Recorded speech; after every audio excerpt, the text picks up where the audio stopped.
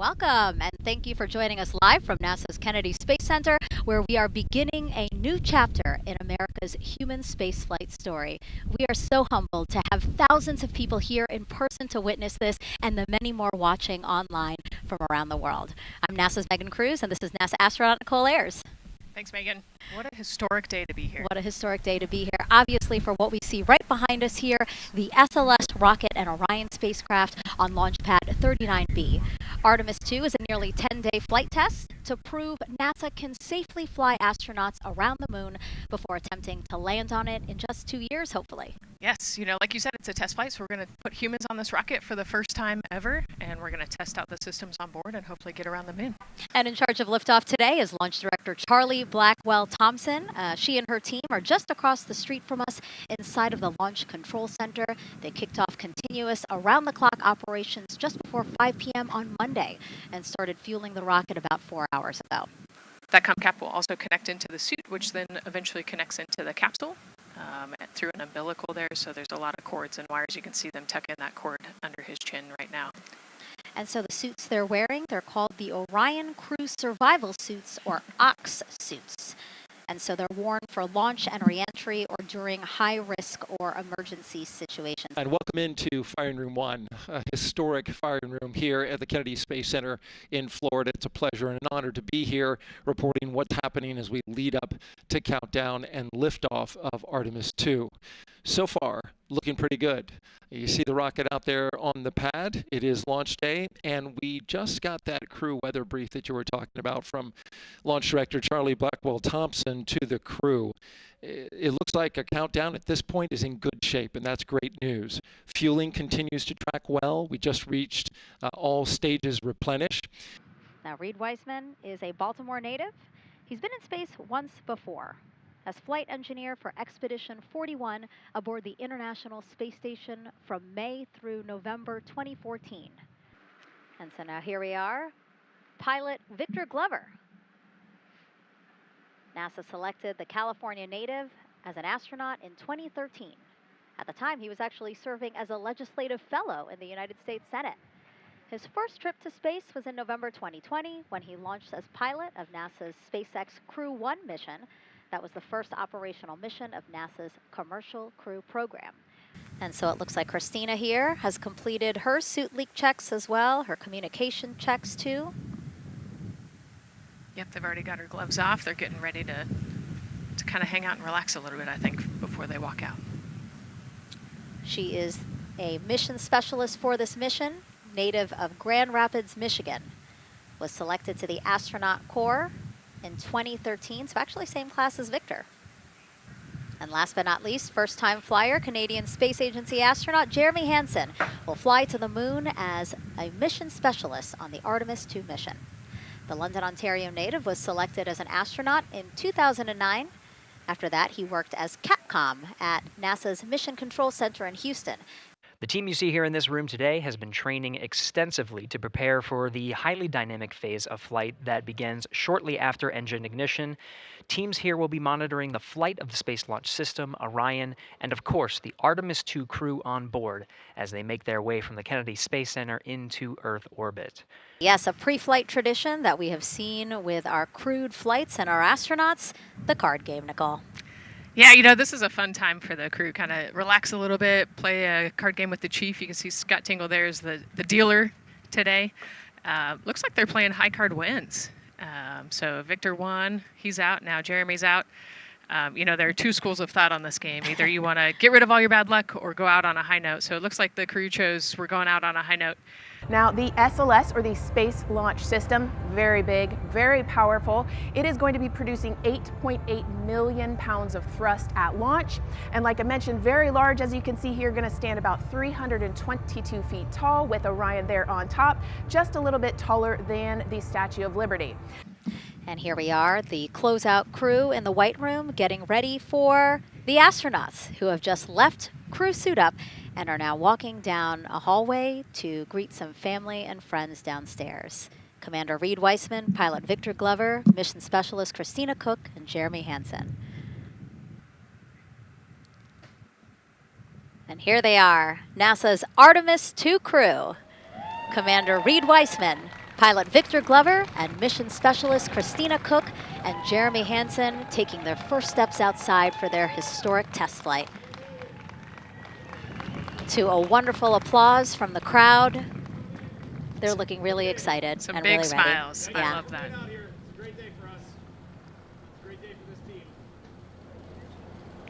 A few words from Reed. Great day for us, the team, he said. Thumbs up, more thumbs up. Of course, a lot of pictures. We hear some camera shutter clicks back there. I love the energy of this crowd. Let's go. And so now the crew walking over to each of their pens. The first people closest to them, of course, their family members who got to quarantine with them, correct? Yes.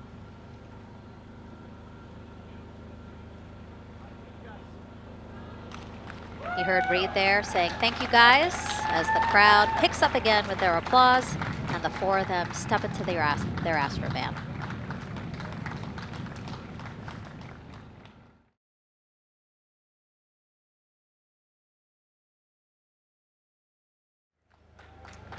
And there they go. And off they go. Reed, Victor, Christina, and Jeremy now on their way to launch pad 39B, where they will fly to the moon, something no human has done in over 50 years. They may also set a new record as the farthest humans have ever been from Earth, a record set by the Apollo 13 crew almost 56 years ago today. Yeah, you know, we talked about how tall this rocket is earlier. Wow. Look at that. Yeah, look at that point of view, yeah.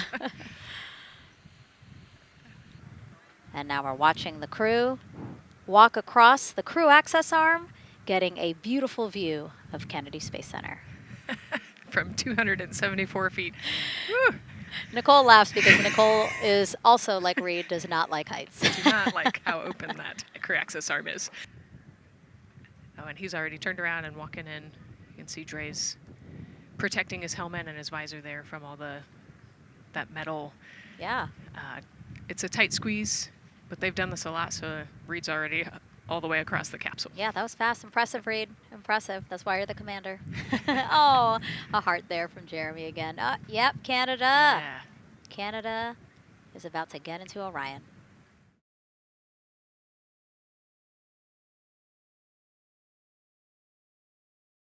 This is a camera shot of behind Reed's head. So Reed, while Andre is buckling him in, it's a 5-point harness, Reed was configuring his control panel. Yeah, the displays. We're getting the displays ready so that they can monitor all of the systems and monitor the launch as they go. Christina there signing the wall. That they're working there. And there's a heart from Christina Cook. Great to see that as she gets ready to get into the Orion spacecraft, one that they named Integrity. It certainly fits this crew from what I've observed. Drag on camera, like we were saying, that kind of moves around, so sometimes it's hard to show that, so there you have it. You can see that the closeout crew has closed the side hatch. And so right now, that's a panel that they have to close out in order to then close the next hatch, which is the launch abort system hatch.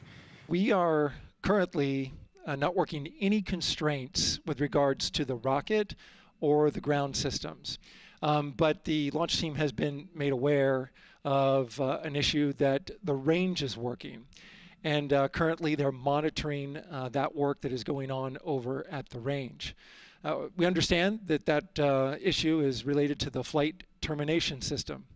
Now, the flight termination system, just to give you a quick explainer, every rocket has a flight termination system. It's the system that the Eastern Range here uses in order to send a destruct signal to a rocket in case it veers off path. So it's a very critical important safety component. The bottom line of all this is, at this moment, the range is no-go. But that is not stopping us from moving forward in the countdown. We can continue to process and work the countdown The closeout crew will continue to do their work, and the launch team will continue to do their work as well. We're just getting an update, in fact, about what I was about to report out on the range, and the good news is the range is go. As we see now, live inside of the White Room at the launch pad, the closeout crew has closed the launch abort system hatch. You saw there, we took it live. Took a lot of them, I think all of them. Except for one. I think it took all 3 or 4 of them to push that hatch door close, and then they felt around the perimeter of the door to make sure that everything was sitting just right. We currently are hearing the launch team is working an issue that was reported out with the LAS. At least there's an issue apparently with a battery on the LAS. The engineer who is in charge of the launch abort system sits on console here, reported that a temperature for one of the 2 LAS batteries is out of range, and although it's not a constraint for launch right now, it would be when that temperature is checked inside of T-minus 6 minutes, which is inside of terminal count. So right now, the team is working some troubleshooting on this issue. Going to follow, of course, along closely with what they learn. But again, a battery temp for one of the 2 batteries on the LAS is out of spec. And the team is working to understand, first of all, whether or not this may be a sensor issue, or is there an issue with the battery itself. We're one big NASA team, one big NASA family, and we have one major message before we launch tonight. Okay, guys, what are we going to say? 1, 2, 3. Go Army!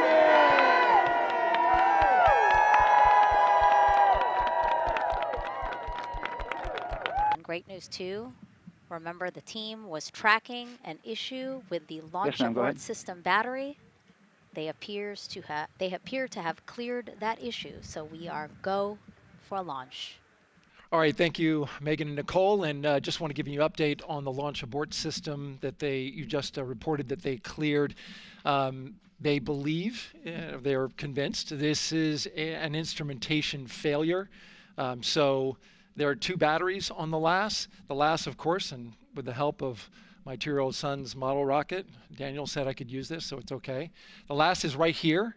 It's the tower above Orion. Orion capsule is inside of here. It's used to pull Orion off the rocket in case something's going on with the rocket, either on the pad or in flight. 2 batteries are bad. Well, I'm sorry. One of the 2 batteries reported an out-of-family temperature, and it was very much out of family. And so they checked their data going back into the vehicle assembly building where they recharged the batteries and worked on them.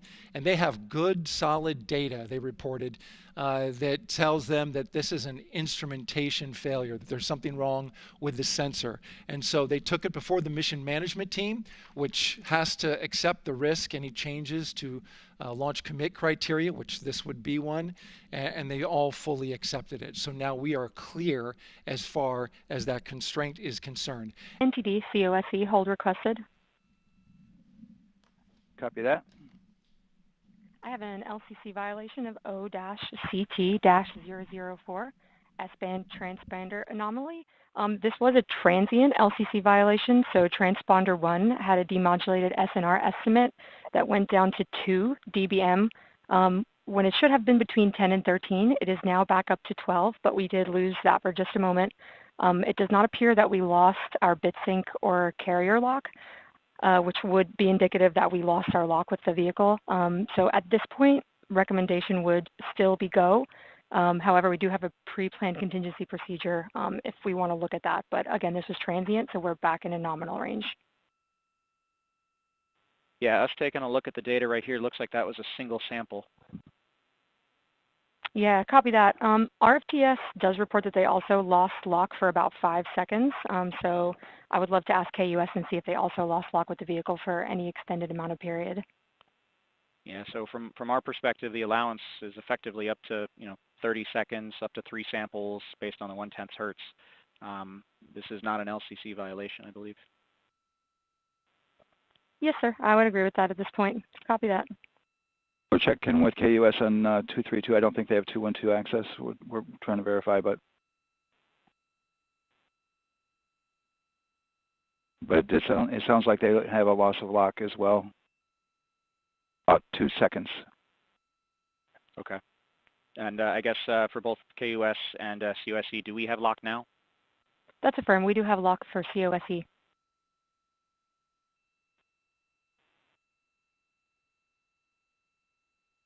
Yeah, so from the integration console perspective, we did have a temporary loss there within the allowable, and per the requirement, let's go.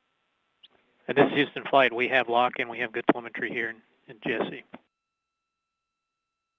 And KUS is reported to they have good lock now.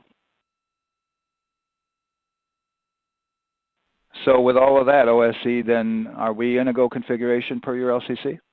Yes, sir. Recommendation would be go. Okay. LP, you concur with that? Yes, sir. LP concurs go. And Launch Director? Yes, sir. Launch Director concurs go. All right. And for all personnel, this is the NTD conducting the Artemis II launch readiness check. Verify ready to resume count and go for launch. OTC? OTC is go. STC? STC is go. GTC? C's go. MCO? CO's go.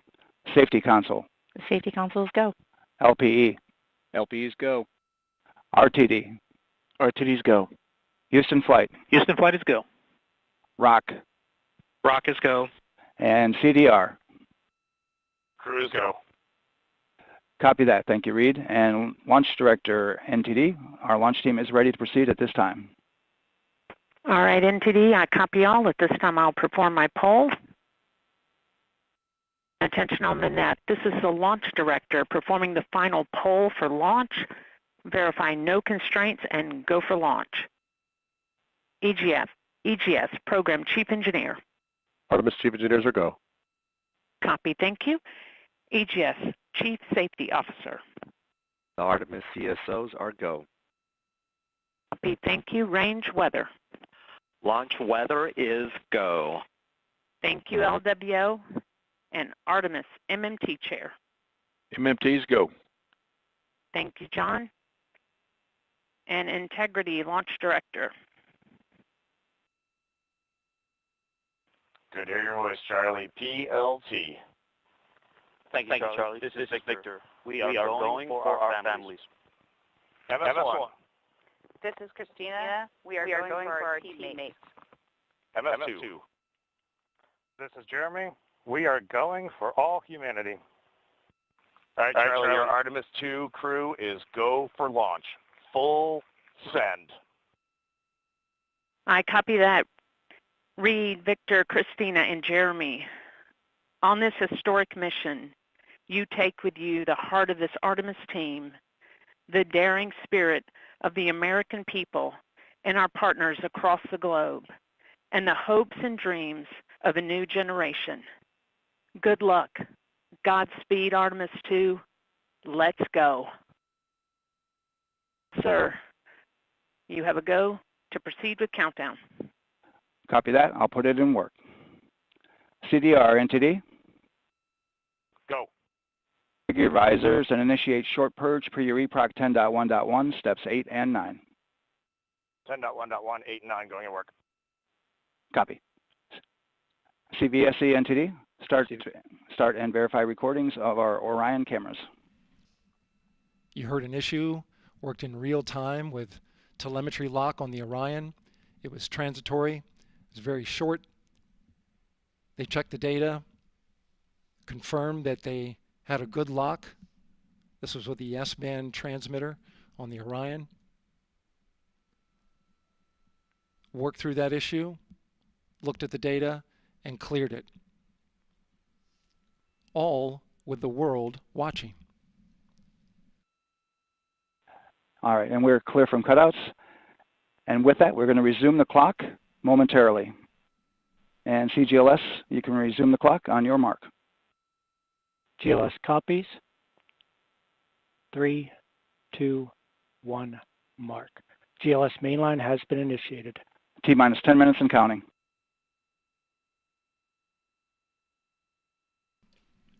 And that begins terminal count. Our new T0 is 6:35 p.m. Eastern Time. 6:35 p.m. Eastern Time. We are now counting down to liftoff of Artemis II. GLS is go for crew access arm retract. And there you see the crew access arm moving away.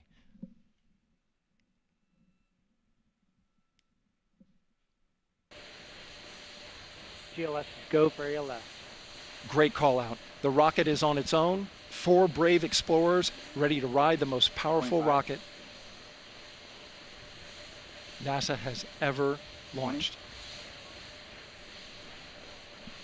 Sound suppression water is flowing. 15. And here we go. 10, 9, 8, 7. RS-25 engines lit. 4, 3, 2, 1. Booster ignition. And liftoff. The crew of Artemis II now bound for the moon. Humanity's next great voyage begins. Good roll pitch. Roger, roll pitch. Houston now controlling the flight of Integrity on the Artemis II mission around the moon. Integrity, AMT high. AMT high. On time, passing 30 seconds into the flights. Integrity passes the alternate beacon. Target milestone. Mission Control Houston seeing good performance on the 4 main engines. Space Launch System core stage. Integrity, 3 miles in altitude. Traveling more than 1,200 miles per hour.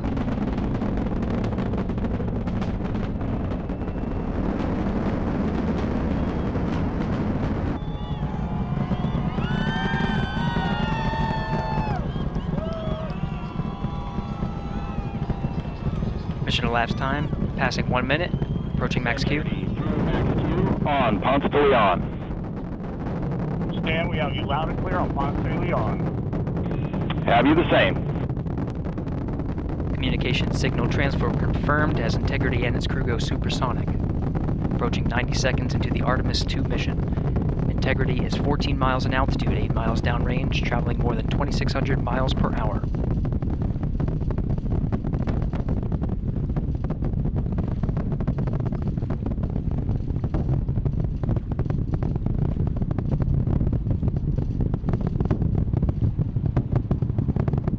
Minute 50 seconds of mission elapsed time, standing by for main engine throttle down to 85%, ahead of solid rocket booster separation expected at the 2-minute 9-second mark.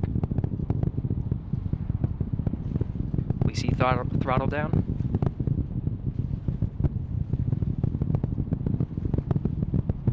Confirmed separation. Main engine's throttling up, guidance converged.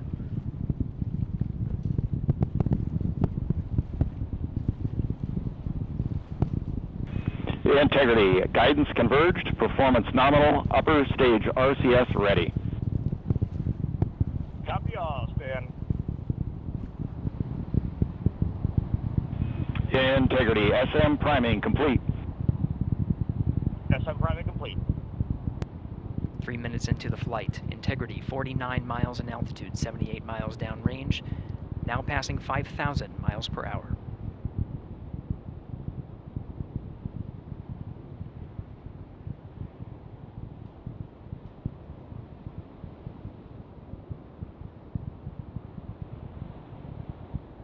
Standing by for launch abort system jettison.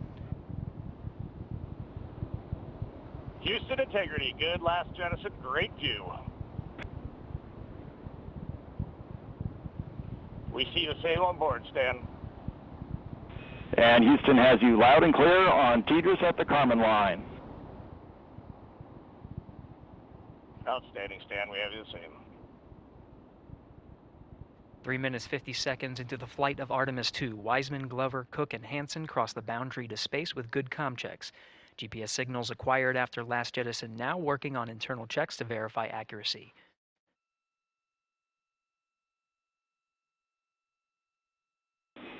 Integrity, GPS processing.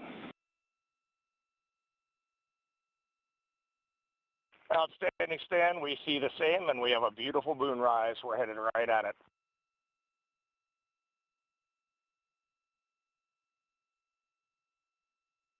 Integrity, nominal MECO, core stage separated.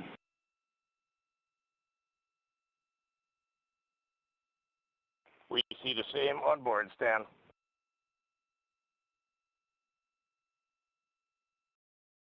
Nine minutes of mission elapsed time. Integrity crew of Reed Wiseman, Victor Glover, Christina Cook, and Jeremy Hansen now in orbit around the Earth at the beginning of their journey to the Moon. This is Mission Control Houston, 25 minutes, 45 seconds into the flight of Artemis II. We have confirmation that all 4 solar array wings are deployed and latched. This is the configuration needed to switch to ATO preferred, which you did hear confirmed from pilot Victor Glover. That mode has been switched. Now getting our first views from one of the solar array wing cameras over the tracking data relay satellites. We are in a night pass as we are about a little more than 1,300 statute miles above the Earth, just east off the coast of Madagascar.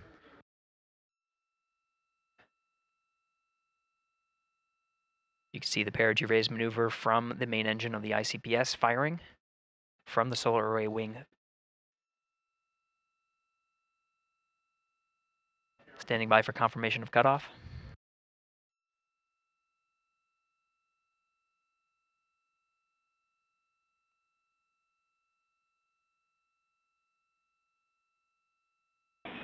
Integrity, good PRM, and 1 minute to Teeter's handover. And with the regain of comm, we're starting to get some views aboard the Orion spacecraft. Integrity Houston, voice check on Teedris.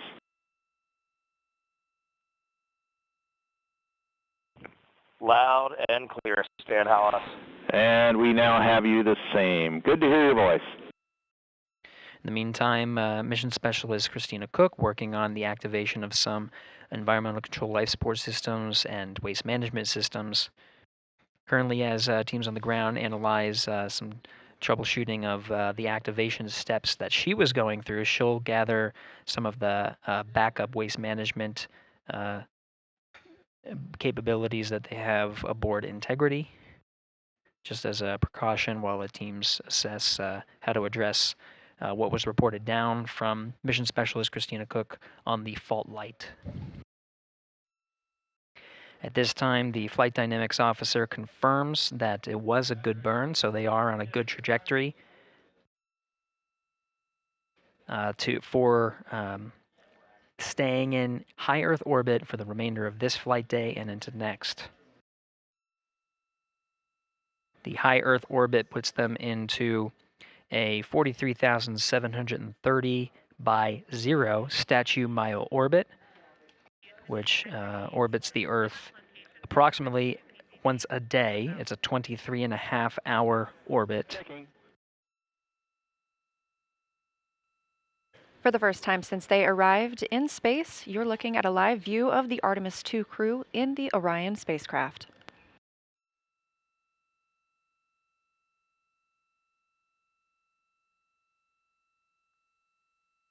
All right, Amy, welcome on board the Integrity spacecraft. We got, right now, myself and Christina are in seats 1 and 2, getting ready for rendezvous and proxops demonstration. Victor's just finishing up getting out of suits and getting suit drying going, and Jeremy is hard at work in cabin configuration. It was an amazing ride uphill. The views, we've got 2 moon rises that we've had so far, and the views of planet Earth. We've circled it completely, and we forgot how beautiful it is to look down on Earth. We're hearing some comms from the crew as they are preparing for their proximity operations demonstration. And we have just had, for the first time in over 50 years, humans join the Deep Space Network. Now, we're used to people being on the Near Space Network, the tracking data relay satellite system with the International Space Station. But again, first time in 50 years that we will have crew traveling far enough to be on that Deep Space Network. This view coming live from Orion, now just 3 hours and 10 minutes since liftoff today from Kennedy Space Center. As you have heard, Mission Control Houston is go for the crew to conduct the proximity operations demonstration. Again, we will see the separation of the interim cryogenic propulsion stage coming up first in just under 12 minutes. Standing by for separation.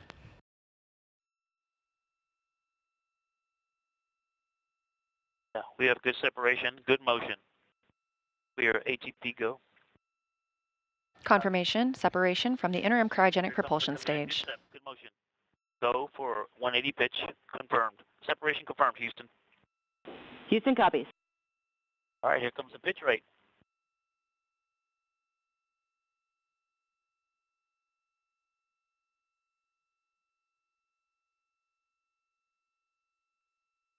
I see it.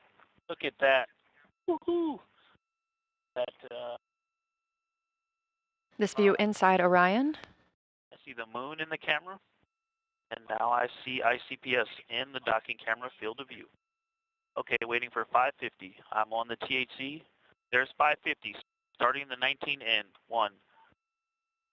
This is the view from 9. And This is the view arrow. The docking camera is showing the crew inside Orion. 19 ends. Much quieter.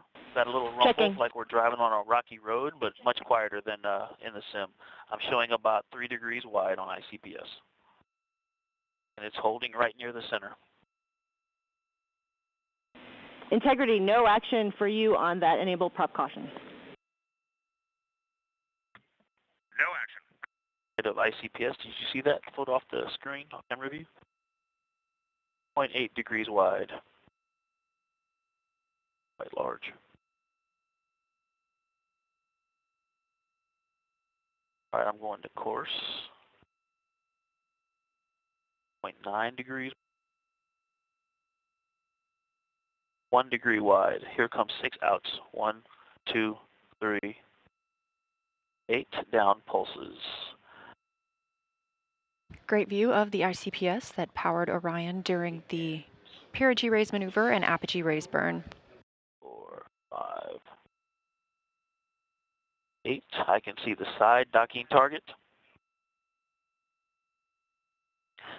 That is a good looking American flag. Wow.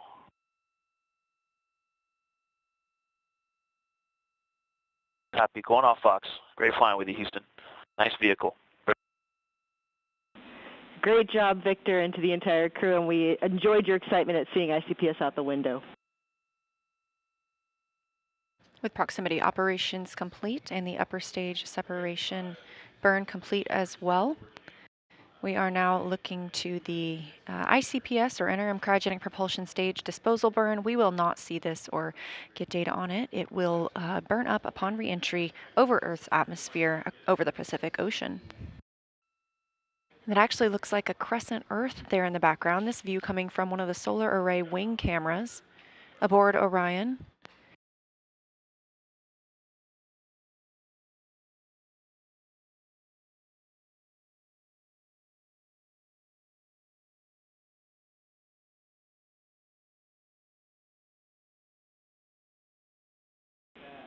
And Integrity, Houston, we do have you on video for the 4K encoder checkout.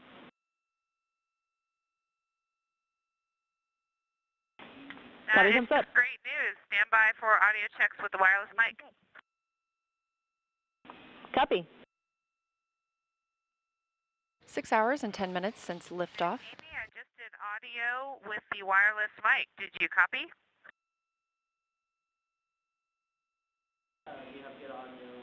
And we copy good audio on the handheld mic.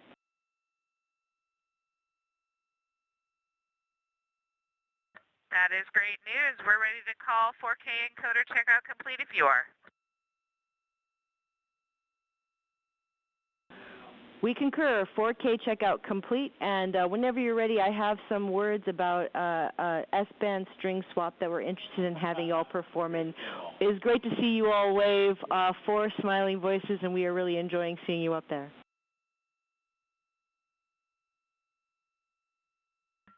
Not as much as we're enjoying being here. That is true. This view on your screen coming from Orion, looking back at all of us on Earth. This is coming from a camera mounted on one of the spacecraft's solar array wings. Just a little crescent Earth. Now 6 hours and 12 minutes since launch. the first flight of humans aboard Orion. Houston, integrity on 1 for fan speed / cabin temperature. Houston's listening.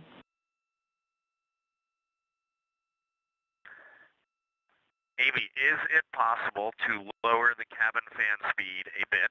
There's a lot of airflow in here, and if that is not possible, can we increase the temperature? Copy, Reed. We understand the request, and we are discussing how to implement. We'll follow up.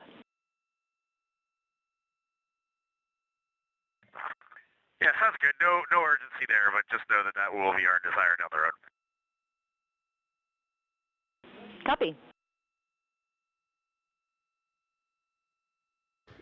Now that the crew is awake, they are going to step into a brief post-sleep period, and then they will begin preparing for the perigee raise burn, or PRB burn. That burn is scheduled to take place in just under an hour from now, about 59 minutes until that burn ignition start. Houston Integrity, good morning. We are with you for PRB ops. And Integrity and Christina, good morning to y'all as well. Things are progressing well with PRB ops. We can do a quick tag up here shortly once we get our story ready. And this is Mission Control Houston. You just heard a little bit of communication there on the Orion to Earth loop, and that is the voice link between the ground and the Orion spacecraft.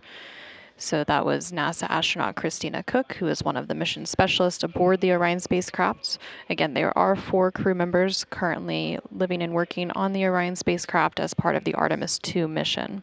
So Christina was speaking directly with the team here in Mission Control Houston, specifically the CAPCOM, or capsule communicator, and that flight control position serves as the direct voice link between the crew and the ground. Houston Integrity for cabin temps. Hey, go ahead, Christina.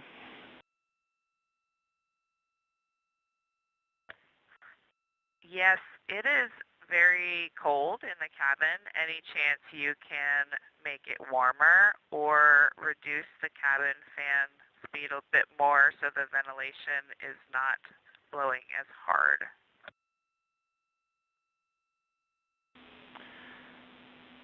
Yeah, Christina, understand. While y'all were asleep, we did turn one of our knobs that we have, and that was the rad loop set points. And we saw a very small increase in the temperature. And so we're going to take a look at some of these shell heaters, and we'll let you know when we start putting some of that in work, and we can see if that affects the temperature in a positive way. Our next check with you is for your go, no-go confirmation.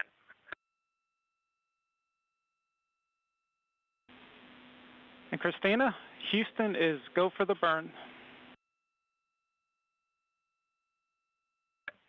Integrity copies.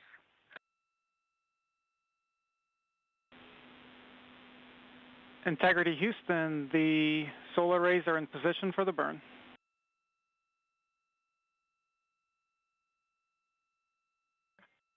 Integrity copies. And this is Mission Control Houston. We are about 1 minute out from the perigee raise burn. That burn expected to last about a minute. The burn will adjust Orion's perigee, or the lowest point of its orbit, into the correct orbital geometry to set it up for its Trans-Lunar Injection, or TLI burn. And that perigee raise burn is now underway.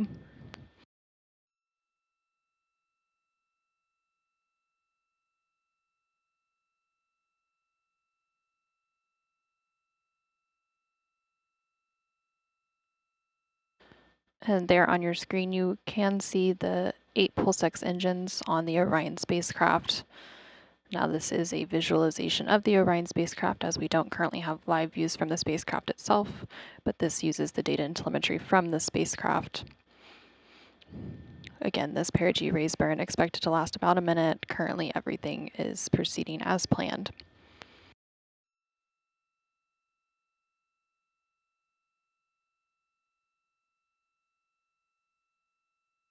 And we do have confirmation that that burn is complete. It was a good burn. We're tracking a good burn.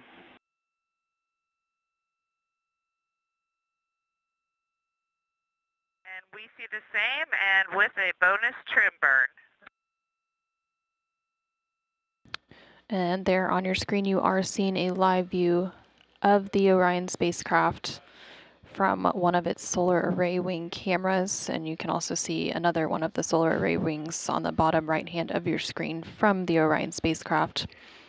Again, this live view comes following that perigee raise burn. We really appreciate it. It's been a good first, well, it's been 2 orbits of Earth, I guess, and this one's just got a 38,000 mile apogee. We're going to pick up in 26-1-100 pre-sleep checklist, and then we're going to dim the cabin down and get some rest. Thanks for your support. Yes, great PRB day. Excellent flight day 1, y'all. Get some good rest, and we'll be in touch in a couple hours. You as well. Good night, Earth. Good morning, Artemis II crew. While you're soaring beyond Earth, we're sending a little piece of home your way. Here are some messages from your NASA team to brighten your flight day. From your friends in the R3 Flight Systems Branch, we are go for exercise. Godspeed, Artemis II. Let's go fly from the Orion Human Engineering Team. Wishing you an excellent mission around the moon from the Huntsville Operations Support Center's Systems Engineering Team. Go Artemis! From the Marshall Space Flight Center Earth Science Branch to the crew of Artemis II. We wish you success, bringing back some perspective. We just wanted to wish you a safe trip to the moon from your JSD SWAT team. From the Wallops Island Radar 5 crew, go Artemis, Godspeed. Good luck from your Orion Mission Planning Team. IMAP team wishes you a safe journey. Go Artemis II! From all of us at NASA's Launch Services Program, we're so proud to support the journey to the moon. Go Artemis! Houston Integrity, we are ready to go, and that was awesome. Thank you for all of those messages. You are very welcome. Good afternoon and welcome to the Artemis Flight Control Room here at NASA's Johnson Space Center in Houston, Texas. I'm NASA PAO Leah Cheshire Mustachio, your Orbit 1 commentator, ready to take you through a very busy day for the crew, namely with the Trans-Lunar Injection burn this afternoon. That is scheduled for 6:49 p.m. Central Time, expecting a 5-minute and 49-second burn on the OMS engine. On the left, the data visualization you're seeing is ARROW, the Artemis Real-Time Orbit website. If you look closely, you can see we are now under 10,000 miles away from Earth. That will continue to decrease until we get to 115 statute miles above our home planet. That'll be the closest the crew is to the planet until they return for their splashdown on flight day 10. Integrity. Houston has completed the poll for TLI. When the engine ignites, you embark on humanity's lunar homecoming arc and set the course to return Integrity and her crew safely home. Houston is go for TLI.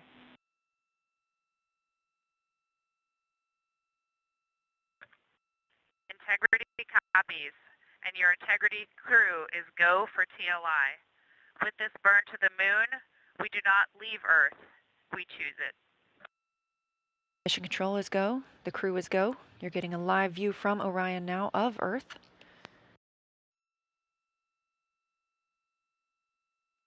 Ten seconds until Trans-Lunar Injection burns start.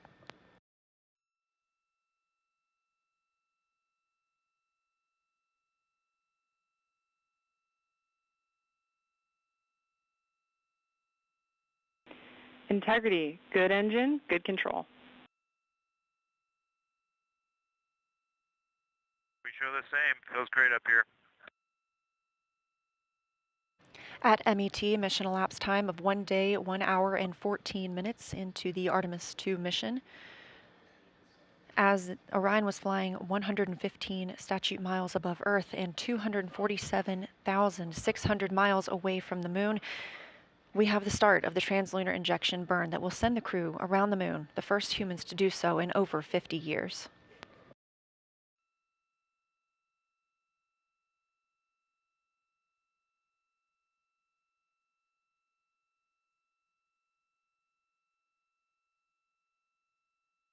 Velocity of the spacecraft ticking up, now over 23,900 miles per hour. 2 minutes into this 5-minute and 50 second burn. Continuing to get good calls here in Mission Control Houston from all flight controllers. Integrity, we copy the enabled caution, no crew action. Okay, integrity copies. Over 3 minutes now into the Trans-Lunar Injection burn.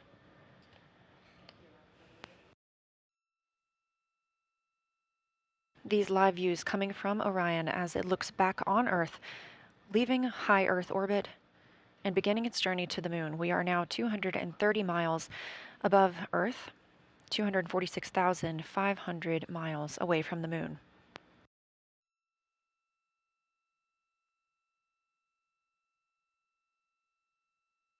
We have 1 minute left in the Trans-Lunar Injection burn. Everything continuing to look good. We have less than 20 seconds left of this burn. This is the final major burn for the mission because this also serves as our deorbit burn. Integrity looks like a good burn. We're confirming.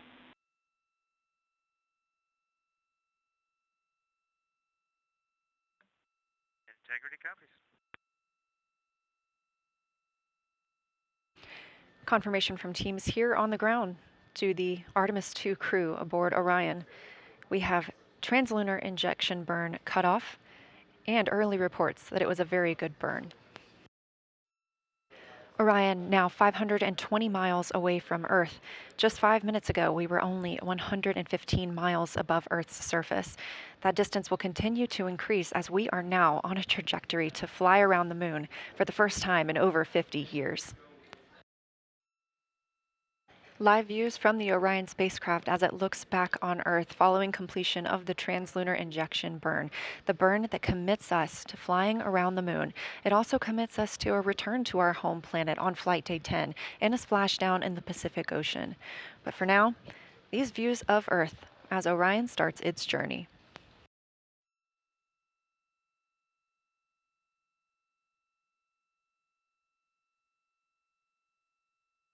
And Houston Integrity, we just wanted to share a little bit of the sentiment up here as we came around the planet, and we're zooming over just 100 nautical miles above it if you got a moment.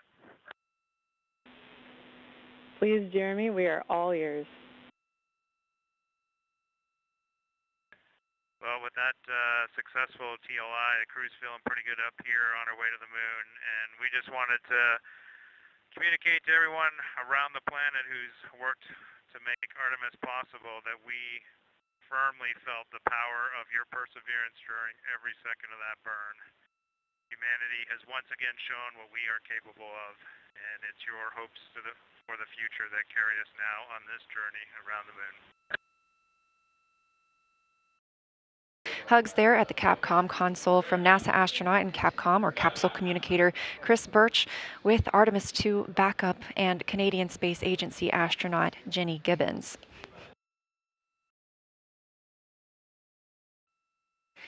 This is a live view from the Orion capsule looking back on Earth, our home planet. We are now 18,500 miles away from Earth. When we conducted that Trans-Lunar Injection burn coming up on about 2 hours ago, we were just 115 miles above our planet. Obviously, that has increased exponentially as we are now on the journey to the moon and back home.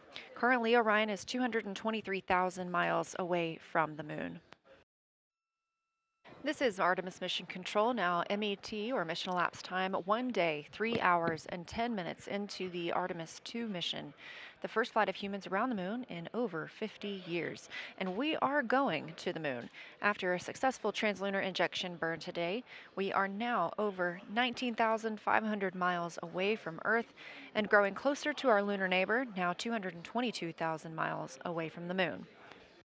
The view on the left side of your screen is from Orion, a live view looking back at our home planet, that small dot. And down in the bottom right-hand screen, you can see Capcom Chris Birch wrapping up her Orbit 1 shift today, as well as Flight Director Jeff Radigan. They've been leading the teams throughout Orbit 1 and the Trans-Lunar Injection burn. Integrity Houston, you ready for the event?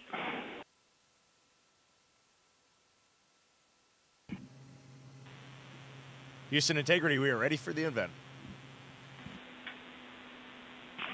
ABC News, this is Mission Control Houston. Please call Integrity for a voice check. Integrity, this is Gio Benitez at ABC News. How do you hear me? Outstanding. We have you loud and clear. How about us? I hear you loud and clear, and I truly cannot believe it. You are quite literally on the way to the moon right now and still speaking with us. Tell me, how do you feel? What's going through your mind? I mean, this must be so incredible because have you allowed the weight of the moment to really fit in here? Have you allowed that to happen? Well, first and foremost, we all wanted to give a shout out to our families first because we are pretty far from Earth and we have not gotten to say hi to them yet. But there was a moment about an hour ago where Mission Control Houston reoriented our spacecraft as the sun was setting behind the Earth. And I don't know what we all expected to see in that moment, but you could see the entire globe from pole to pole. You could see Africa, Europe, and if you looked really close, you could see the northern lights. It was the most spectacular moment, and it paused all four of us in our tracks. Yeah, well, you are making history. Reed Weissman, Christina Koch, Jeremy Hansen, Victor Glover. Congratulations to all of you. America, the world is with you. We are watching every moment of this journey, and we will cheer you when you get back and along the way. Thank you for joining us. Best of luck to you, and safe travels.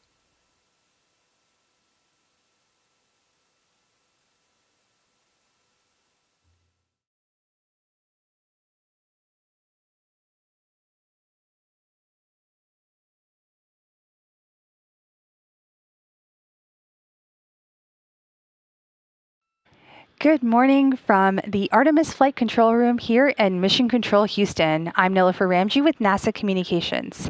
As part of your Orbit 3 flight control team, we are coming to you live with 24/7 continuous coverage of the Artemis II mission.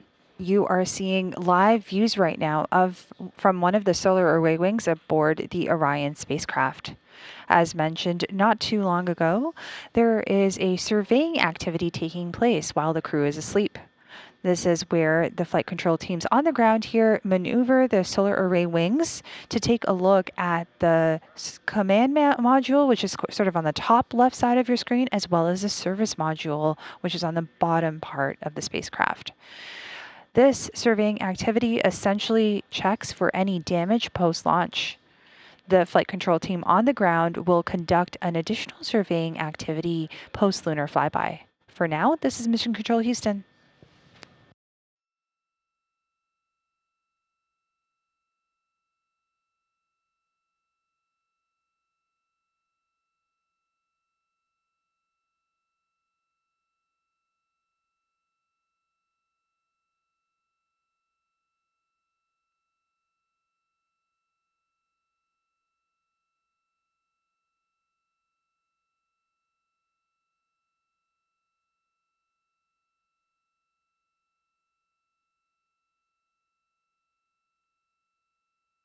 Now, as mentioned, the live views on the left side of your screen are from the solar array wings on Orion.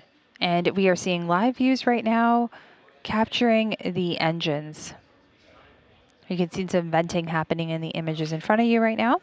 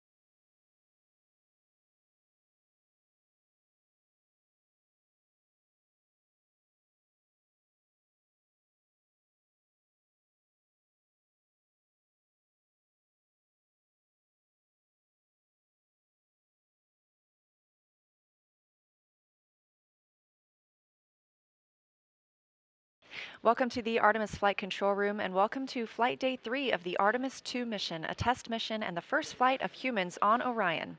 I'm NASA's Leah Cheshire Mustachio here in the Flight Control Room with the Orbit 1 team, now being led by Flight Director Jeff Radigan. It was a big day for the crew yesterday as the Trans-Lunar-Injection burn was completed, committing Orion to fly around the moon on Flight Day 6 and return to Earth on Flight Day 10.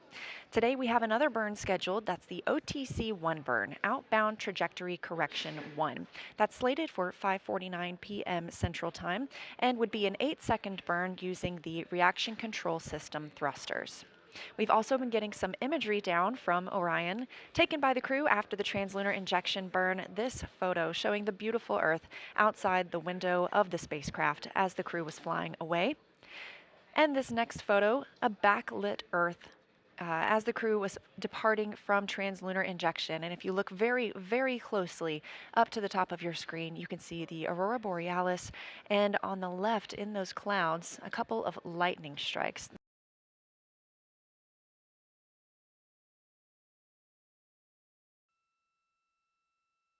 You're getting a live look inside the Orion capsule at our 4 Artemis II crew members, now 106,000 miles away from Earth.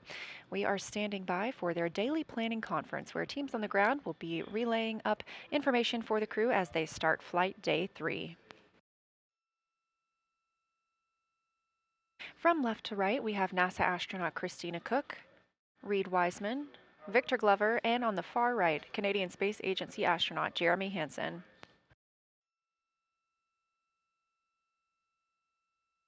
As we get a look inside Orion, a little scene setter for you. The interior habitable volume is 330 cubic feet, so that's about the size of 2 minivans. This is 60% more cubic volume than the astronauts had during the Apollo missions.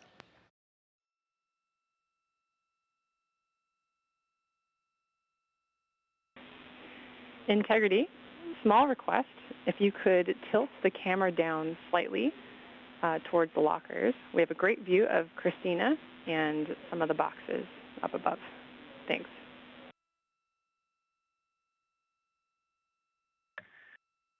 Yeah, no problem, Chris. I did not mount it. I just kind of friction fit it, and I'll get a better spot for it later today, and we'll get a more permanent mount going. Sounds like a great plan. Thanks.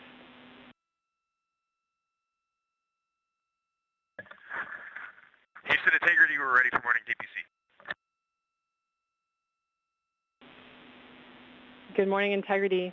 We are so happy to be on board with you today. You guys look great. That cabin config looks amazing. We would love to be on board as much as possible today. We'll stop streaming for the family conferences, but would request to come back on board afterwards to share your mission with the world. I have quite a number of topics for you today. I'll start with trajectory. We are actually going to continue evaluating the need for OTC-1 based on the small magnitude of the burn. We'll have an update for you later. A couple of vehicle statuses. In order to address what we saw last night with the small increase in ox tank pressure accompanied by a small decrease in the ox helium tank pressure, we did to do some troubleshooting, we closed the valve ox helium ISO 1. You can see this on the top left of your prop ohms plus X page. We're continuing to look at that. Don't have a full story for you yet.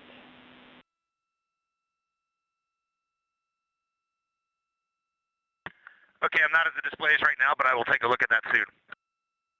All right, it was really great to wake up this morning and look out the window and see the full moon off the front of the vehicle. There's no doubt where we are heading right now, and really appreciate all the work down there.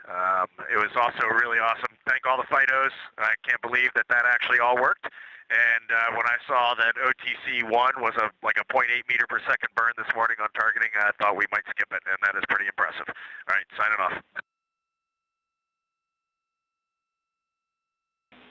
Thanks, and copy all, Integrity. That was the conclusion of the daily planning conference. However, if you listen to the start of that conference, you did hear the relay to the crew that we hope to have the cameras on as much as possible throughout this flight day to allow us to share their journey with the world. So we intend to be able to share the crew with you as much as we possibly can. They are going to move into some of their other tasks today. Again, you heard them discussing the OTC-1 burn, that's orbital trajectory correction burn, or sorry, outbound trajectory correction burn. And Christina Cook taking the camera to show us a wastewater dump. So you heard Commander Reed Wiseman that Commander Reed Wiseman reporting that they don't necessarily hear those wastewater dumps, but that they do see them. So you're getting a live look outside the windows of the Orion spacecraft as they conduct that wastewater dump.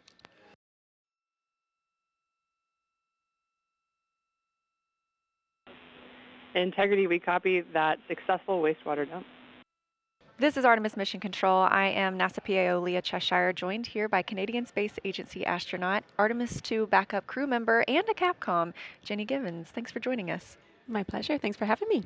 So I would love to know a little bit about your experience as a Canadian Space Agency astronaut. What has that journey been like for you?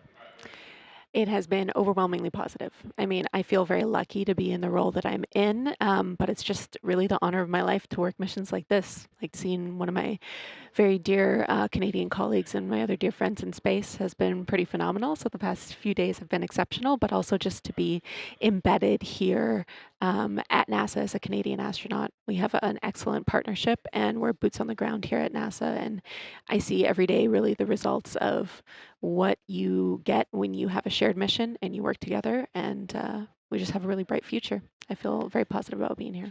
I agree. It's very exciting. So you've been training as an Artemis II backup crew member alongside the crew very closely. Can you tell us what that's been like?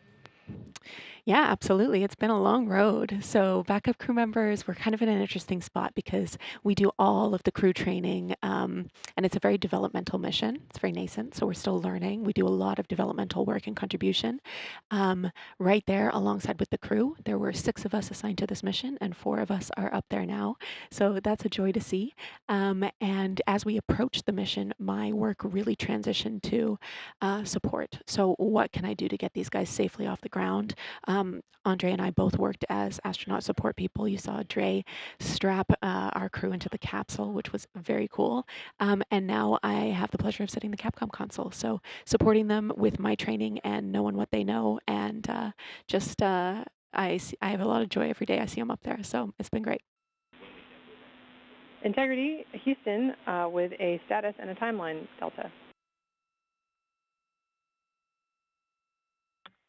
Go ahead, Chris. All right, we wanted to let you know that we are stepping into our burn cancellation procedure here from the ground. We have attempted to suppress any expected caution and warnings associated with that. Just want to give you a heads up. And then we'll let you know when we have a new active burn plan. Mission Planning Officer here in Artemis Flight Control in Houston, Texas reports that the crew is go for exercise as the solar arrays are now in place. We'll be looking to see if there's any movement while Commander Reed Wiseman begins his exercise portion. Orion is currently 113,922 miles away from our home planet, 152,000 miles away from the moon. This is Artemis Mission Control. As you can see, some motion on your screen from this camera on the solar array wing looking back at Orion. We are expecting that to be from Commander Reed Wiseman exercising yet again. The crew is timelined to exercise 30 minutes each during this mission. This keeps their bones and muscles strong while in the microgravity environment.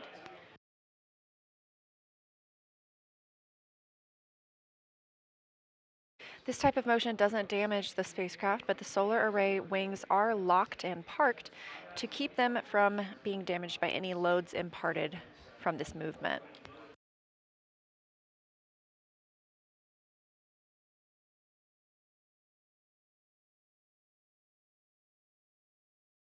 In the background, you're getting a look at NASA astronaut Victor Glover, pilot for the Artemis II mission, preparing to exercise. And what he is using is the flywheel device.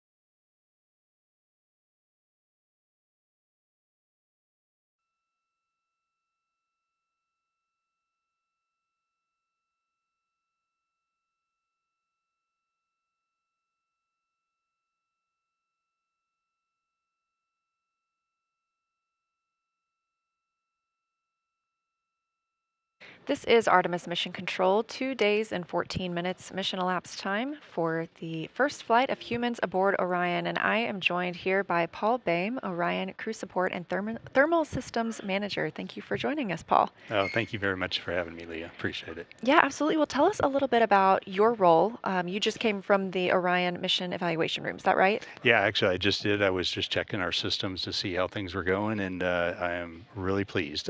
So my role is I manage the hardware related to crew and all the crew systems on the vehicle, the ECLA system, the thermal systems, the suits, the flight crew equipment that are on the vehicle. And so been doing that for almost 14 years now. Wow, that's impressive. And when we're talking about the ECLA system, that stands for Environmental Control and Life Support System. So what all makes up ECLS? ECLS, yes. The biggest thing everybody thinks about for ECLS is the life support system, the pressurization system, the air revitalization system that we have, and then the other parts of it that are also part of it is the thermal aspect of it, where we're cooling the air to be able to keep the crew temperature down exactly where they want it to be comfortable in the cabin, and so that is also part of our system as well. Yeah, we heard them make some calls a couple days ago about being a little chilly, and your team is the one that works on making sure they're comfortable? Yes, we've been working that the last couple of days, trying some adjustments. It's one of the things I will stress with the new vehicle. We are learning every single day that we're flying this vehicle right now, especially with the crew in it. We flew Artemis I, we learned some things about the systems there, but now we have the crew involved, which adds a whole new dynamic to the vehicle, and that is what is really what we're looking at today, and learning how to interact with the crew and adjust things as we need to make the crew comfortable. Yeah, that's fantastic. And you also work with the food systems a little bit as well. So they're actually getting ready for a midday meal. We've been fortunate enough to have in-cabin views for some of today, and we saw them getting out some of their food. So can you tell us about the food warmer? Yeah, the food system is, the crew is, a lot of the food that we use is very similar to what they fly on ISS. It's the rehydratable food. What we use on Orion, we have what we call a food warmer. It's about a little suitcase-sized device, and our biggest challenge is mass and volume on Orion going to the moon. And so we had to reduce the size of a galley. We would love to fly a galley, but we just can't because of the mass and volume challenge. So we have a suitcase that basically the crew inserts their food into the suitcase. It's a warming plate and heats it up to about 155 degrees. Oh my goodness, that's much warmer than I expected you to say. That's really impressive. It's what they use for doing the hot drinks, warming up the food that needs to be warmed up so that it tastes better when it's warmer. So they can put about 12 packages in there to be able to heat up those and be able to have some hot food during the flight. I'm impressed. I used to be a taste tester here, and so I always enjoyed trying the food. I found it to be really good, and so it is amazing what they can do. Yes, it really is. This view outside the Orion spacecraft, you can see those solar arrays positioning. And a reminder, you can keep up with where Orion is at any time by visiting nasa.gov/track-Artemis. Currently, the spacecraft is 122,500 miles away from Earth and 146,000 miles away from the moon. We are 2 days, 1 hour, 3 minutes into the flight of Artemis II, the first flight of crew aboard Orion. Spacecraft now 123,000 miles away from Earth. You're getting a live look inside the capsule as our 4 crew members, Reed Wiseman, Victor Glover, Jeremy Hansen, and Christina Cook, are wrapping up their midday meal, getting the opportunity to take photos out the window of Earth and the moon. We are in an LOS period, loss of signal from the ground side. This was tracked and communicated to the crew.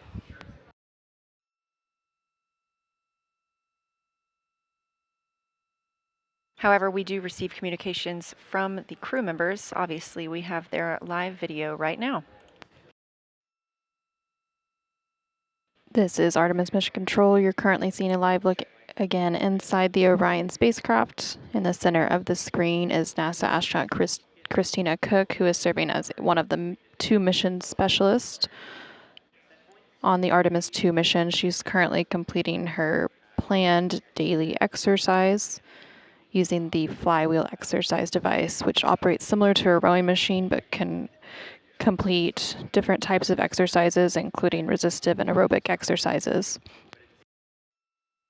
And they were discussing moving the lunar flyby cabin configuration. During this particular activity, the crew will develop and document an ideal configuration of the Orion spacecraft internal cabin for the lunar flyby observation period, which will take place on flight day 6.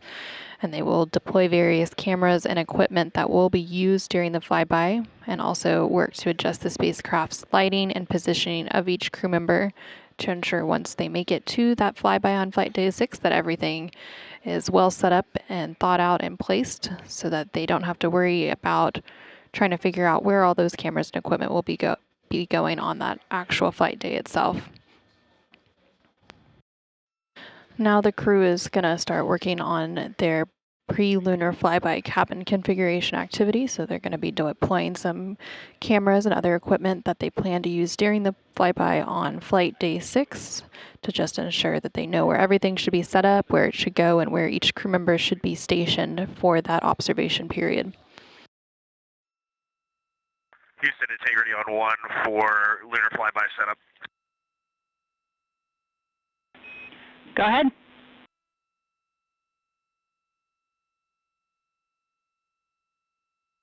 If you still have the HHP, we're wondering, in Jeremy's position, if he's looking out the window there, will the moon be right side up or upside down? We have a great view. We're checking.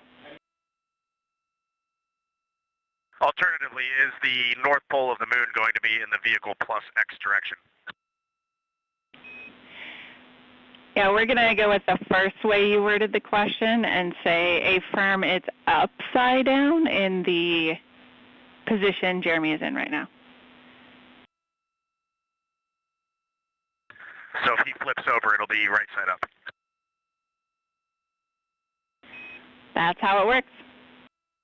Currently on your screen, you're seeing a live look inside the Orion spacecraft, which is named Integrity, and it was named Integrity by its crew. The crew is currently working through a pre-lunar flyby cabin configuration activity. All 4 of them are working to deploy various cameras and equipment that will be used during the flyby, which is planned for flight day 6 of the mission.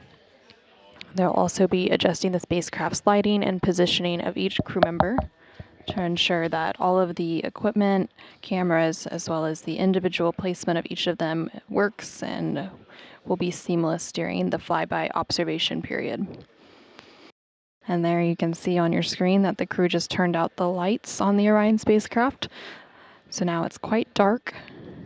And again, they are adjusting the lighting as part of that lunar flyby cabin configuration activity so that they can test the lighting as well as all of the camera equipment that will be used during the lunar flyby. And this is Artemis Mission Control. NASA astronaut Christina Cook is currently working through the Deep Space Network Emergency Communications Developmental Flight Test Objective, during which she's basically conducting a checkout of that emergency communication system on Orion while connected to that Deep Space Network. And Integrity Houston, we have some news to share with you. As of 30 seconds ago, you are now closer to the moon than you are to us on Earth.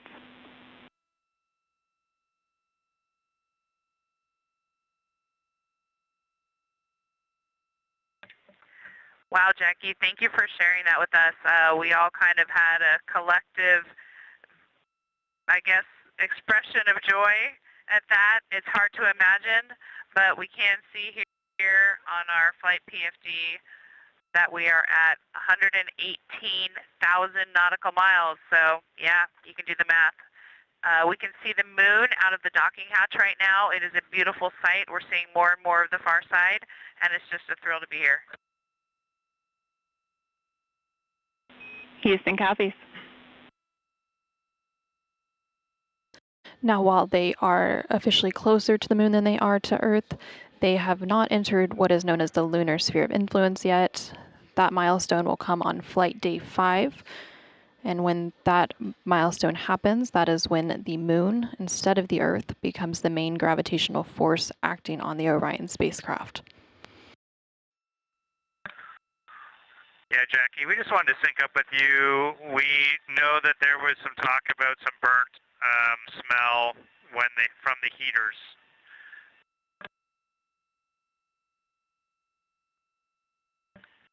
Okay, Jackie, so this time we turned on the WHC on the toilet and it had that burning odor smell that we just hadn't experienced before. And so we just wanted to talk to you about it. We know we had a briefing on that.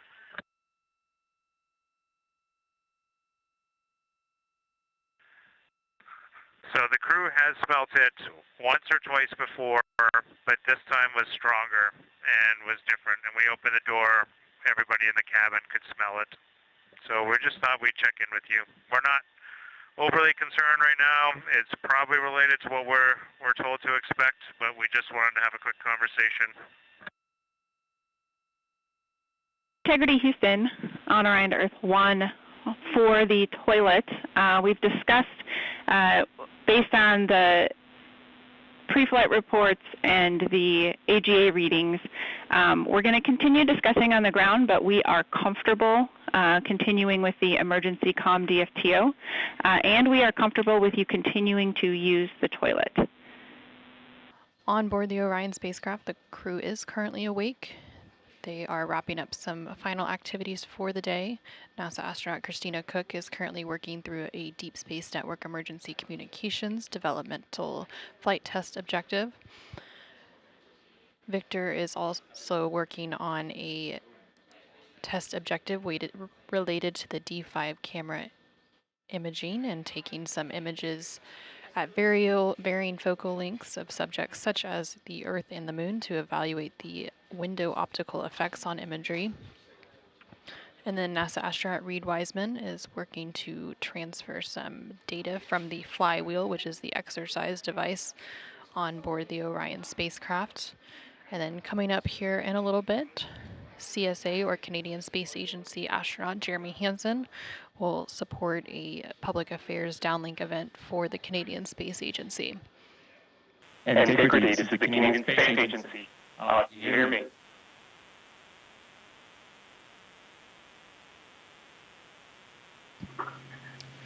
We hear you loud and clear. We're a long ways away. There's probably a bit of a delay, but great to chat with you. I got a few people joining me today. I got Victor and Reed here. Christina's working hard right behind the camera right now. Hello, Jeremy. It's Lisa. And so on behalf of Canada, I just want to say thank you to my colleagues for this opportunity. And I would like to remind Canadians, if we can send a human around the moon in 2026, just imagine what we're capable of doing next. Thanks so much for joining us on board Integrity. It's a great ship here, and we're closer to the moon today than we are to Earth. This is a big milestone for us, and we look forward to sharing more with you in the coming days. Wishing you all the best. Au revoir. Thank you all. Bye-bye.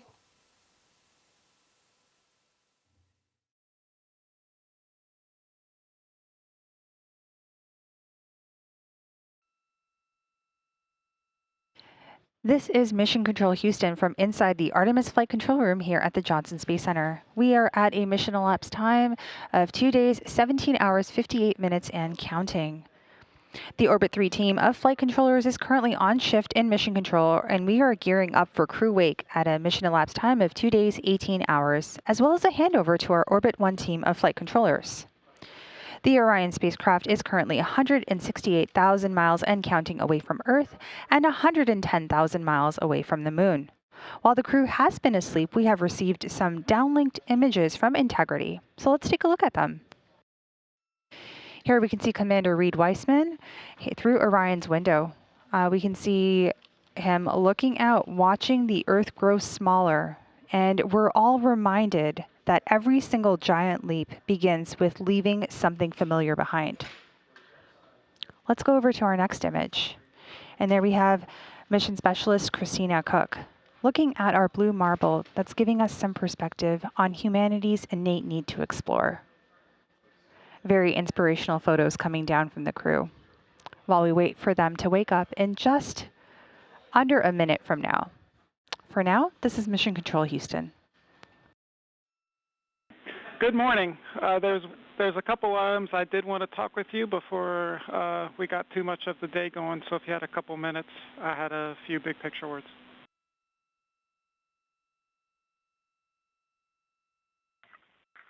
Yeah, go ahead, Mike. Big picture today, we have canceled OTC-2 burn. We are replacing it with some maneuvers and a checkout of the wastewater dump.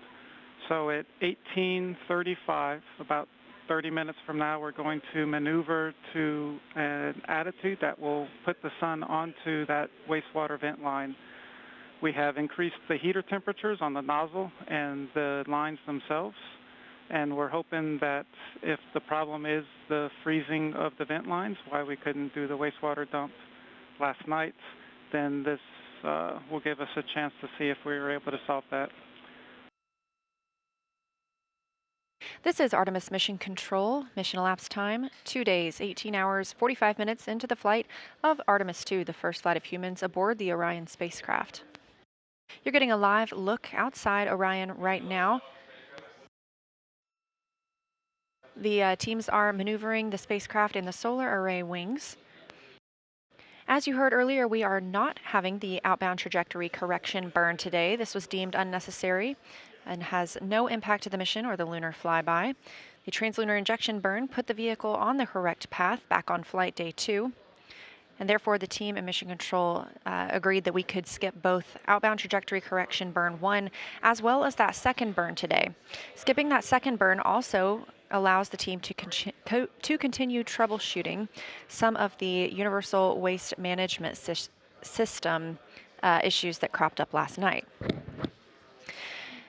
There was a wastewater dump planned last night, a very routine and regularly scheduled action, and it terminated after only dumping 3%. So the wastewater tank is not currently full. It is at 64% with a limit of 80%, but the crew was instructed to use backup collection devices overnight if they needed. Part of the reason for reorienting the spacecraft today is to allow it to be in the sun, specifically where the primary vent nozzle is. They are hoping that spending some time in the sun will help thaw out potential ice that may be on that vent nozzle.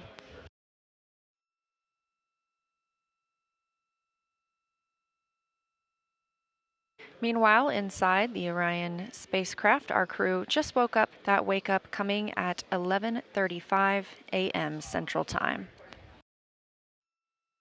We have a small request for you guys.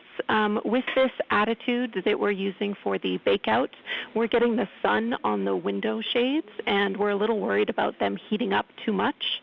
We would like to request that you please remove the window shades. We understand that will make it awfully bright for you guys, and we want to encourage you to use a t-shirt in the cabin or something similar if needed to block out that sunlight. But the shades will help us with the temperature constraint on the windows.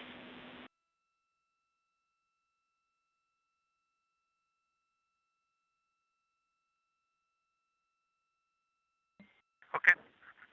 So we have our makeshift t-shirt on window 1. Is that one okay to stay up then based on what you said? And we'll take off the window 2 shade. The other ones are already off. Okay, yep. That sounds great. Thanks, Jeff. Huntsville, integrity for Avatar.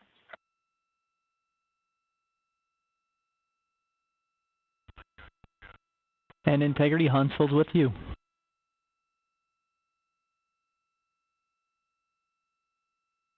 Yes, good integrity morning. I think it's an afternoon for you. Avatar lights to report. All lights are on, ON, except for 1515. Okay, we copy. Same status as yesterday. All lights on, O1 except for 15.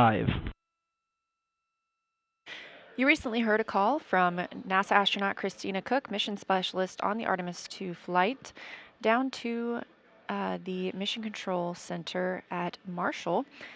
This was to the Payload Operations Director, who leads science execution for the Avatar payload, which is specifically what she was referencing. Avatar stands for a Virtual Astronaut Tissue Analog Response. This is part of our strategy to get a holistic understanding of how the deep space environment affects humans. So this is organ-on-a-chip technology. It's about the size of a USB thumb drive, and it measures how individual astronauts respond to deep space stressors. These organ chips contain cells that were developed from pre-flight blood donations from the crew. For this research is to validate whether those organ chips can serve as accurate tools for measuring and predicting human response to stressors. So scientists will be comparing these Avatar findings with space station findings, as well as with those samples taken from the crew before and after the flight. Hello, Houston. We are ready for morning DPC. Just a few things. We heard a rumor up here that it is actually Saturday back on Earth. We have definitely lost track of the days. We are showing 151,476 nautical miles from Earth, and it's going up about 1 mile every second, which is still a pretty impressive rate of travel. And thanks to your ops down there, we have got the sun beaming in all the windows. Morale is high on board. And looking out window 3, you can see a beautiful crescent Earth with the sunlight glinting off of the ocean and the swirling clouds. It's just a truly remarkable sight. We are ready to talk. Gorgeous, Reed. We love that description. And first off, thanks to the Integrity crew for working on the weekend. So are we, but we are happy to do it.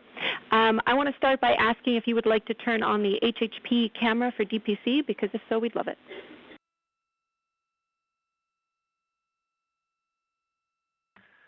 Yeah, we will work on that right now. It might just take us a minute, and I'll try to start routing the video. This is Artemis Mission Control. You're getting a live look inside the Orion spacecraft, named Integrity by the Artemis II crew.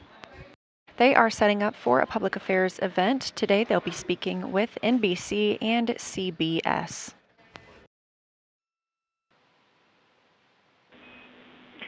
Integrity, this is Houston. Are you ready for the event?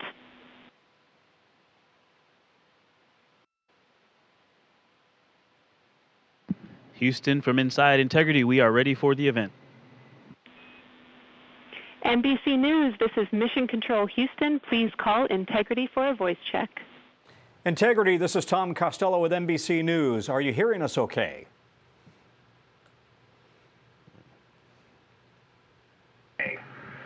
Hey, Tom, it's great to hear your voice all the way up here, 155,000 nautical miles from Earth. How are you doing? I'm well. Congratulations on your mission so far. I'm told this is the farthest interview ever conducted in history, and I'm wondering, how does it feel right now to be in a place that nobody has been since 1972?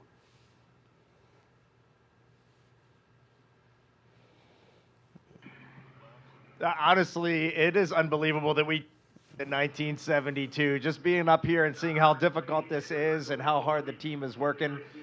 We do have a little bit of echo on your call. We'll try to turn it down when we're answering, but this is a magnificent accomplishment to be up here, to see the moon, to see the Earth, and to know that we are between those two celestial bodies, and you can see it when you look out the window. The Earth is almost in full eclipse, the moon is almost in full daylight, and the only way you could get that view is to be halfway between the two entities. It is truly awe-inspiring up here. I think as we go into Easter Sunday, thinking about, all the cultures all around the world, whether you celebrate it or not, whether you believe in God or not, this is an opportunity for us to remember where we are, who we are, and that we are the same thing, and that we got to get through this together.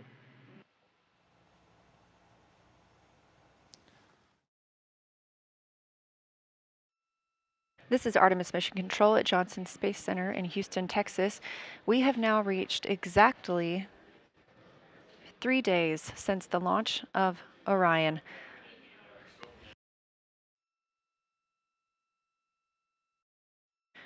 You just heard the call to the crew that the solar arrays are in motion ahead of taking a photo. We're looking to get a picture of the crew in the windows of Orion. Photos are the priority of this event, so we'll stand by to see if we still have streaming, but regardless, we will be very excited to share those photos with you as soon as we possibly can. Make sure you follow NASA and NASA Artemis on all social media. That would be at NASA and at NASA Artemis.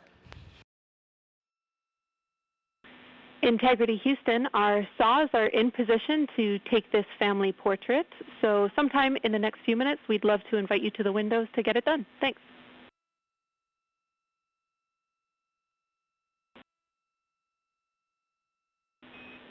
All right, everybody, we're taking the picture, so say cheese and stay still for about 30 seconds while we perform this photography bracket from the saws.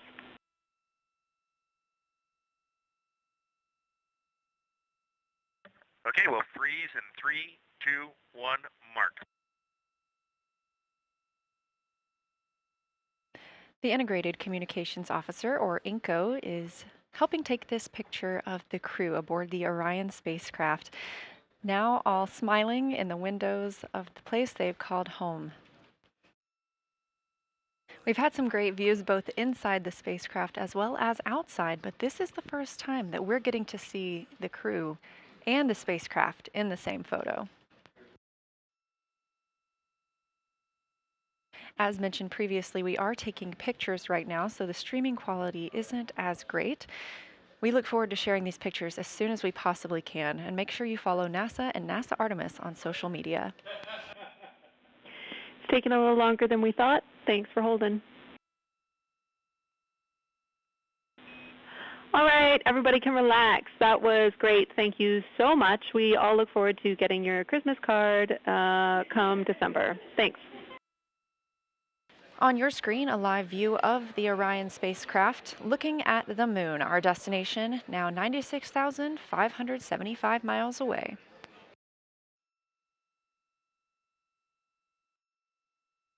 On the left side of your screen is Canadian Space Agency astronaut Jeremy Hansen, and to his right, NASA astronaut Christina Cook. During this demonstration, the crew will be able to manually pilot Orion once again and test its 6 degree of freedom and 3 degree of freedom. If you look closely in the background, you can see NASA astronaut and pilot Victor Glover filming part of this demonstration. All right, and just giving you some handling qualities here for the yaw. Everything was nominal. I noted that with this orb mount, it does have some play in it as we knew, and so just applying some downward force to try and make sure you don't get coupling is required, but that's fine, that's workable. And then we had a little bit of coupling and roll, in both in the same direction on that one. So we had about 4 degrees of roll through the 20 degrees of yaw. Copy all.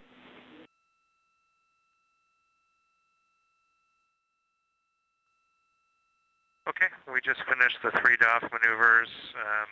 The rates all seem the same, the response seemed the same. It is difficult to tell whether you might have some cross-coupling from the RHC or if it's from the vehicle, but we were pretty convinced in the last roll one that the coupling that showed up, which was 4 degrees, was coming from the vehicle and not the RHC. So the vehicle overshot by 7 degrees once it was released from the yaw left, and then it built up very slowly, built up a rate, and it looks like it's trying to take it back to where the RHC was released, but it's overshooting again.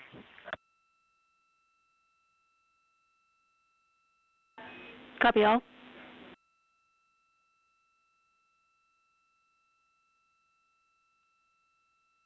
And Jenny, we are going to switch pilots now. This will be myself in the seat and making comments. Copy. We're following the swap. Thank you. And currently on your screen, you can see CSA astronaut Jeremy Hansen and NASA astronaut Christina Cook swapping places as they continue through the manual piloting developmental flight test objective. Again, again, they are performing several different attitude maneuvers to compare 6 degrees of freedom and 3 degrees of freedom attitude control on the spacecraft. 6 degrees of freedom refers to the 6 ways that a spacecraft moves. There are 3 translational degrees of freedom, forward, backward, up and down, and left and right, and 3 rotational degrees of freedom, which are roll, pitch, and yaw. Okay, I'm going to make a comment on the pitch up. There was some roll there. I tried a different technique where I actually kind of held the orb mount at the high end of its play rather than pressing down at the low end since I was pitching up. But I think that actually made it a little bit harder to keep the roll coupling out. So for pitch down, I'll go ahead and hold it at the bottom of its play. So in this, again, in the direction, in this case, of the pitch. Copy all. And Houston, we have some Earth and Moon viewers here who are putting in requests for different motions so that they can see things in the window. We're seeing them in the camera views and we're enjoying it. Look at those scientists go.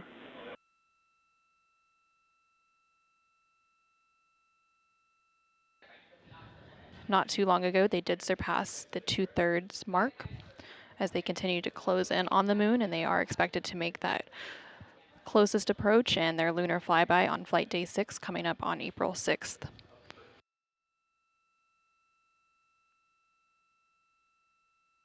Absolutely. One of the neat things that I'm seeing right now is in the sort of largest mare field, the one that sort of makes up most of the very western side of what you can see on the near side. There is a giant, it's much more obvious now that one of those mares is a huge basin because it's just right now it's kind of at the 1 o'clock position. And I don't know the name of that big one. It's basically just west of where Serientatis and Tranquillitatis are, but it is phenomenal. And the moon we are looking at is not the moon you see from Earth whatsoever.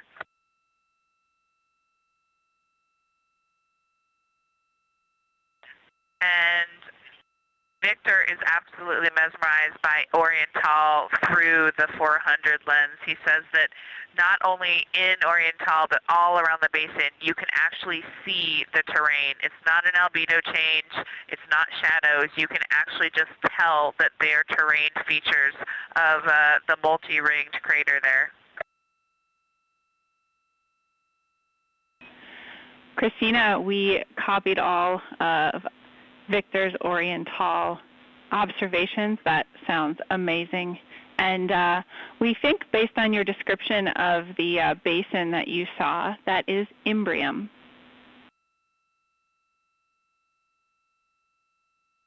Yes, that sounds right. I've never noticed that Imbrium has such a distinctive high albedo ring defining it. Also worth mentioning, we do apparently have a full moon. We can't detect any terminator at all. It looks like full limb all the way around. And Jackie, we got Jeremy on there just for a minute before his PAO event. He's just got to look at this. As soon as I put my hands on the 400, it's just, you know, I'm not one for hyperbole, but it's the only thing I could come up with. Just seeing Tycho, there's mountains to the north. You can see Copernicus, Rainier Gamma. It's just everything from the training, but in 3 dimension and absolutely unbelievable. This is incredible. Kathy Moonjoy. And Houston, I can tell you that Christina now has the 400 millimeter, and she also is the queen of hyperbole. It's incredible. Wow. Kathy, Christina doing her best read impression at the window. Yeah, I just wanted to make one kind of correction to what I mentioned before. I do think that we have a terminator. It is on the far western edge. It's not actually a limb.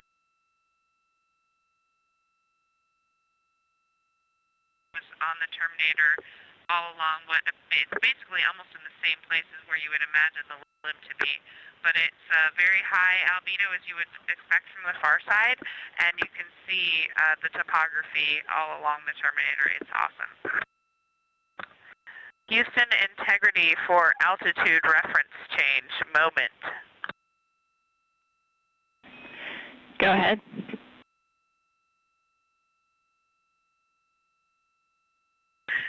Jackie, with that incredible viewing behind us of our destination in the near term, we hereby change our DU PFD altitude reference from Earth to Moon.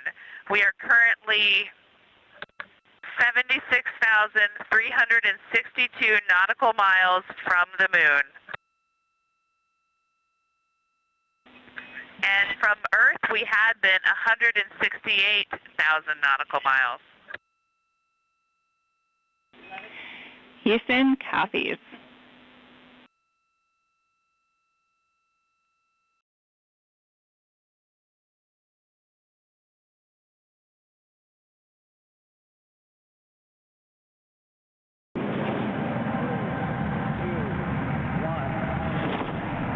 Hello, Reed, Victor, Christina, and Jeremy. This is Apollo 16 astronaut Charlie Duke.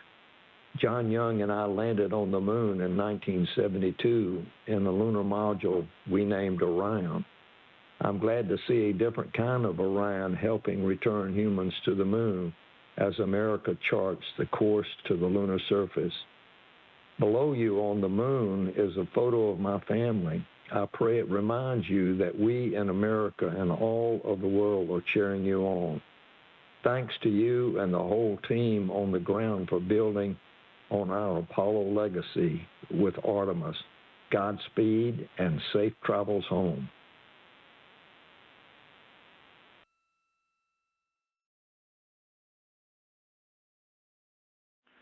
All right, Reed, we will put in work right now, so we're going to hop on PCD-1.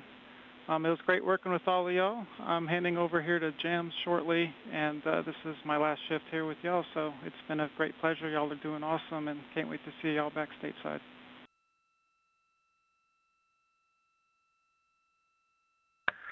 Thanks, Mike. Absolutely excellent. If you want to do one final count check, we can switch over to any OE that you want. We can do as many as you want. And then one parting word, if you could please contact Frank Rubio and have him tell my kids to start emailing the other crew members here so that I can at least talk to them. That would be a huge, huge help. Thank you. Hey, Reed, that's a simple thing. I'll make sure it gets done. Have a good one.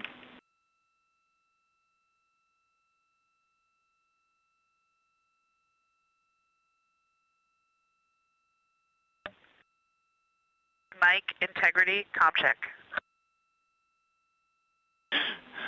Christine, I got you loud and clear. How about me?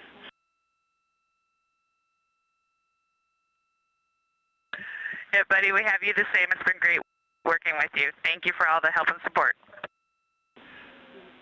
For sure. Y'all have been amazing. I've loved every minute of it.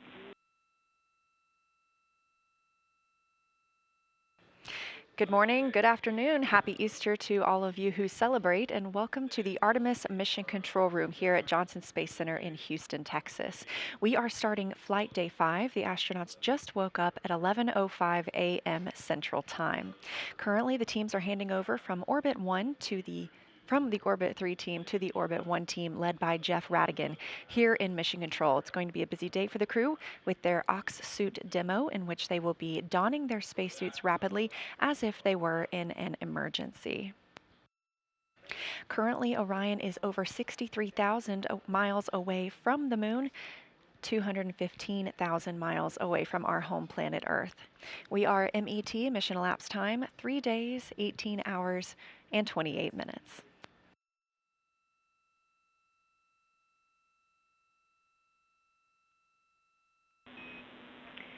Integrity crew, we are rolling Orion by 20 degrees to improve optical comm.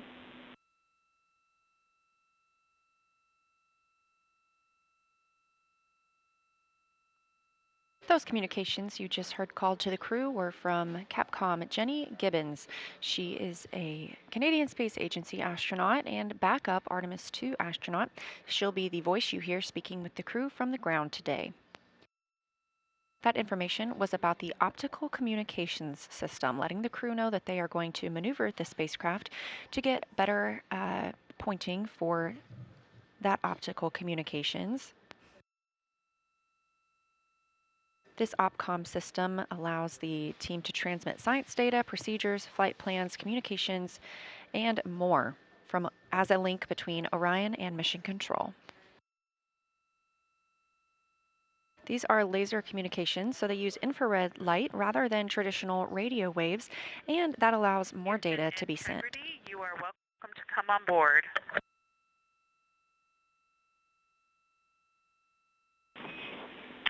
Copy, Christina. We are on board with you. Thank you.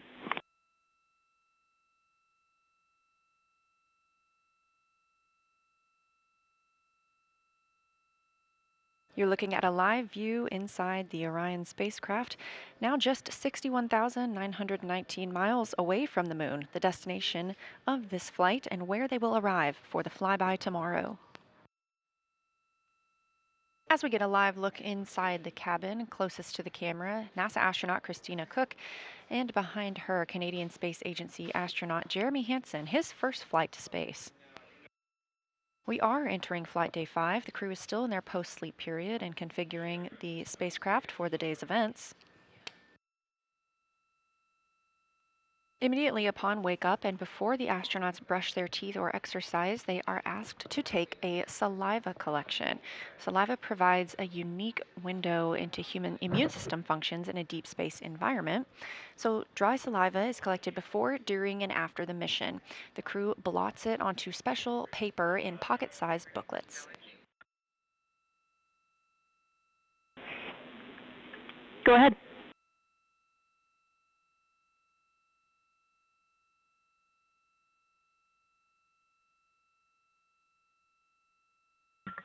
Yeah, low priority. Can you please tell me a good stow location for the 2 lens caps?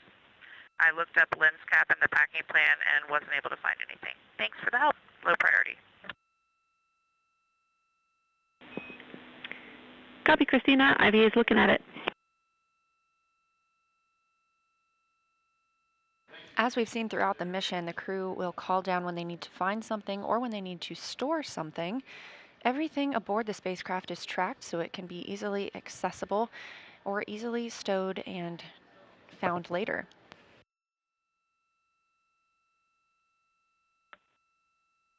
Houston, integrity, good morning and happy Easter to everyone down on Earth. We wanted to kick off our Easter Sunday by honoring our crewmate, Jeremy Hansen.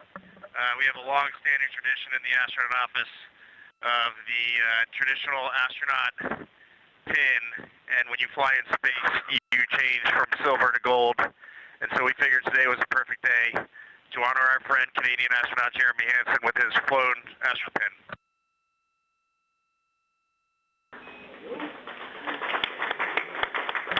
Wow, that sounds like it took a lot of people to make this little representation that we have in the office, this tradition, come to reality for me. So a lot of gratitude for all those people. It's a pretty special experience. Thanks for doing this, guys.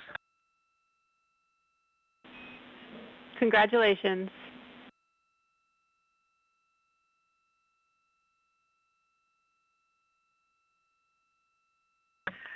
Well deserved. It's an honor to fly with you, Jeremy, and to be here when you get your gold astronaut wings. We wanted to take a minute to commemorate the holiday that we have. This time of year is something that many religions and many cultures hold dear. It's a time of emotions such as joy, as well as solemnness, honoring what's going on both in our world and in our religious beliefs. Another aspect of that is our family traditions. And I know for me, if I was on the Earth right now, I would be with my family in Houston, the Monte Rosas, and we would be hiding confetti eggs in the backyard and watching 2 very sweet little girls go try to find them. So to commemorate that on board, we did hide a few eggs around the cabin. They were the dehydrated scrambled egg variety, but we're all pretty happy with them. That's wonderful. We'll keep an eye out. Yes, first I wanted to just say happy birthday to my father, Victor Glover Sr. And happy Easter to everyone down there on Earth. And with that, I will pass it off to Jeremy.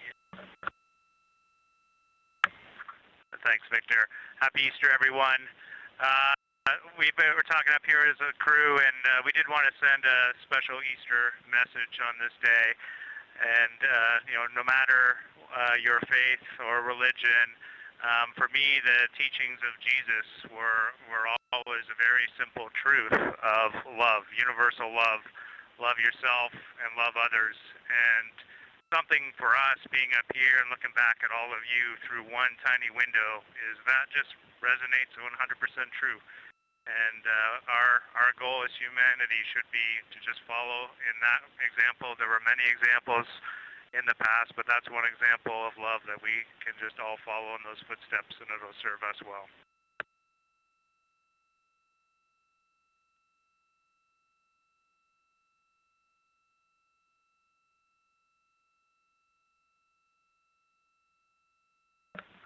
And with that, Houston, we are eager and ready to start our exciting day of suit offs with you all. And we don't have any specific comments yet, but ready to hear what you've got for us. Thank you, Integrity. A lot of gratitude for that message down here, and it's wonderful to see Jeremy get that pin. So thank you for sharing with us. Inside the cabin, the spacecraft, or the crew is preparing the spacecraft for the OX suit demo. Orion Crew Survival System Suit. That's what OX stands for. Today they will be donning their suits or getting into those suits. 2 will be doing so rapidly and 2 will be doing so at a normal pace. These suits are what the crew members wear during launch and re-entry. It's also what would protect them in the event of a depressurization in the spacecraft. These Orion Crew Survival System suits could keep the crew member wearing it in a breathable atmosphere for up to 6 days if Orion were to depressurize. Now, this is obviously the first time that humans have ever flown aboard Orion, so the first time we've gotten the opportunity to test out these suits. So after they put on the suits, they will pressurize them, and then they will install their seats. They uninstalled their seats following arrival in their high Earth orbit. And with these suits being pressurized, that seat install would be a little more difficult. Jenny, we are ready for the position to latch the leg assemblies onto the seat backs for 1 and 2. For both seats 1 and 2, you're looking for the seat pan position. You will be putting the pit pins in position 3 and 7 for both seats.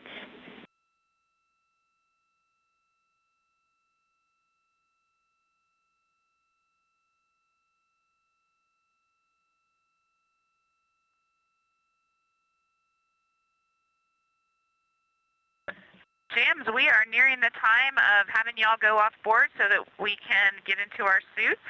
Just wanted to check in with you on timing or anything else you've noted that you want to share before we get into that.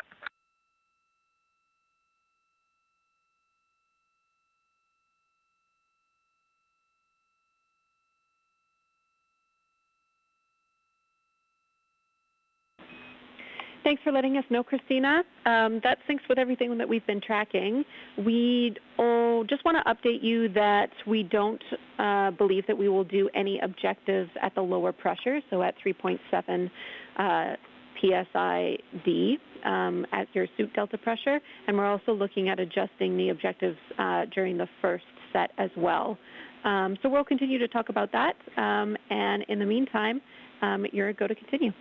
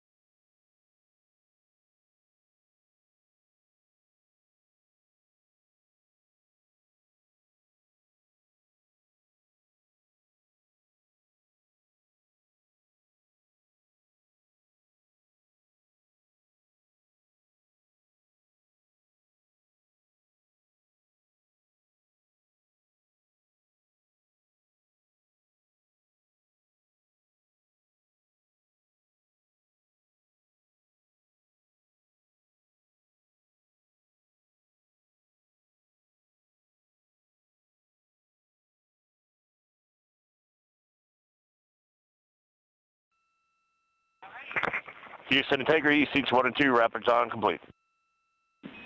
Copy. Rapid dawn complete, seats 1 and 2. Thank you.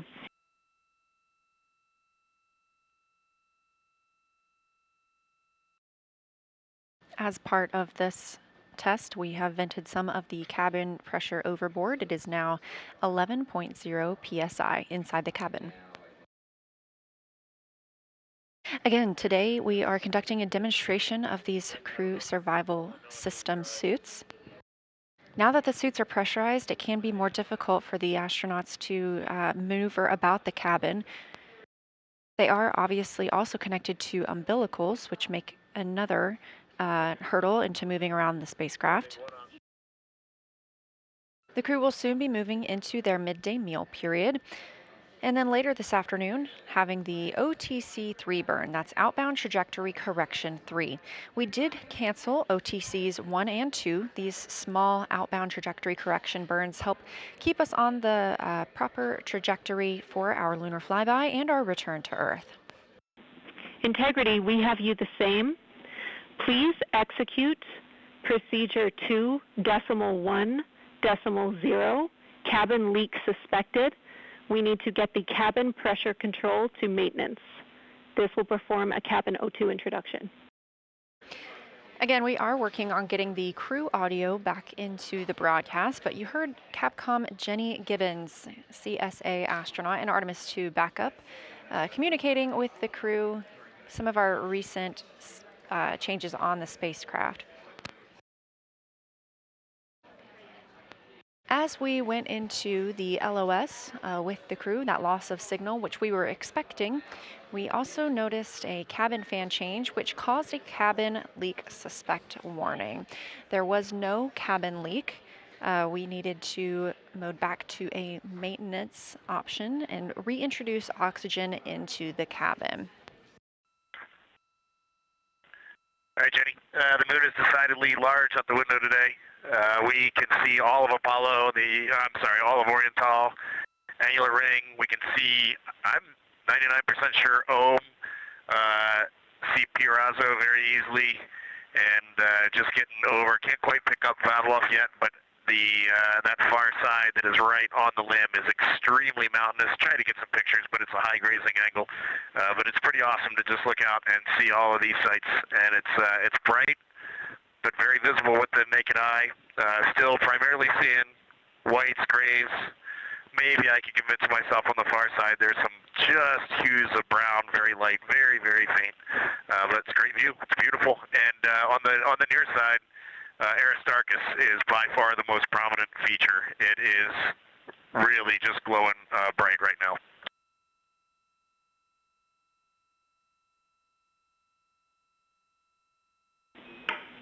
That's beautiful, Reed. Thanks for bringing us all up there with you.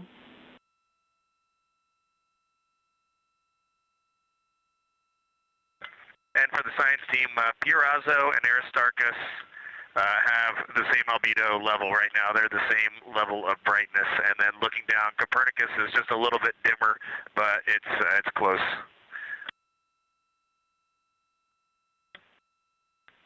Houston Integrity, just one other observation. Looking at the Terminator, it's almost a full moon from this perspective, but we got the Terminator on the western edge of the moon, about 1 Oriental diameter from Oriental, and just with our plain eyes, you can really start to see topography. There is elevation on the moon, not just variation in color, and that already makes the moon look wildly different.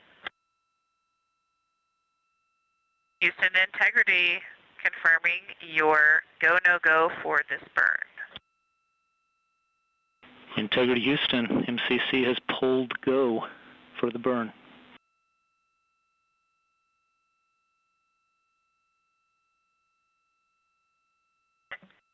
Integrity copies. This is Artemis Mission Control in Houston, Texas. We just heard confirmation there that the team here in Mission Control has pulled go for the upcoming outbound trajectory correction burn 3. This burn expected to take place in about 26 minutes from now, and it will be an approximately 19-second burn using the auxiliary engines on the Orion spacecraft. There were previously 2 other outbound trajectory correction burns on flight days 3 and 4 that ended up being canceled as it was determined they were no longer needed due to the accuracy of the Trans-Lunar Injection burn on flight day 2. However, the team decided to go ahead and execute this outbound trajectory correction burn 3 today on flight day 5 to ensure an accurate trajectory as the spacecraft begins to make its way around the moon and back to Earth to minimize further larger trajectory corrections that may be needed on the return journey. Integrity Houston, maneuver to burn attitude starting in about 3 minutes. Integrity Houston, we're in burn attitude.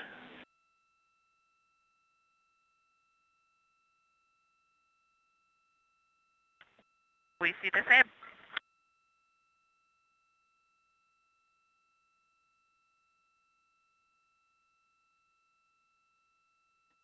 This is Artemis Mission Control in Houston, Texas. We just heard that confirmation called up to the crew on board the Orion spacecraft that the spacecraft has maneuvered to the correct burn attitude in preparation for the upcoming outbound trajectory correction 3 burn scheduled to take place in about 5 minutes from now. This is Artemis Mission Control in Houston, Texas. You're now seeing a live view of the Orion spacecraft, the exterior of the spacecraft, as we are about 2 minutes out from the upcoming outbound trajectory correction 3 burn. That burn is expected to last about 19 seconds, taking place around 10:03 p.m. Central, 11:03 p.m. Eastern Time. This burn will fine-tune the trajectory of the Orion spacecraft to ensure it stays on target for its journey around the moon and back. This is Artemis Mission Control. We are about 30 seconds away from the time of ignition for the outbound trajectory correction burn. That is when the auxiliary thrusters on the Orion spacecraft service module will begin firing to complete the outbound trajectory correction burn and fine-tune its trajectory.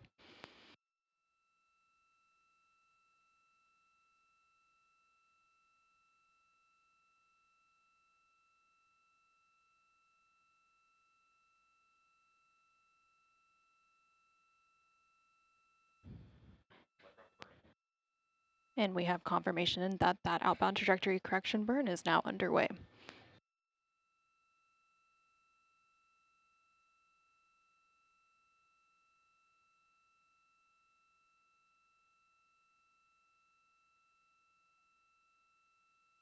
And we now have confirmation that that burn has completed. Again, that was an approximately 19-second burn using the auxiliary thrusters on the Orion spacecraft service module. That burn completed at 10:03 p.m. Central Time, 11:03 p.m. Eastern Time to further fine-tune the Orion spacecraft's trajectory as it continues to make its way around the moon, and it was a good burn. Integrity Houston, good burn. We are assessing the details.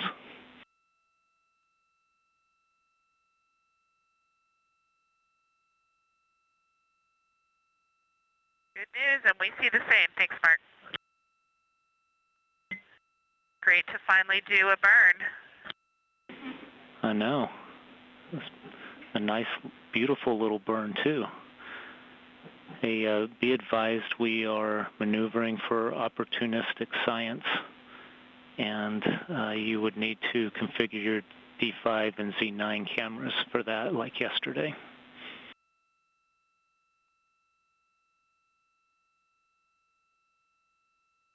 We are tracking and looking forward to it very much. We had a gorgeous view of a very big moon right out of window 2 during that burn. Well, right before the burn, before we maneuvered. It was awesome.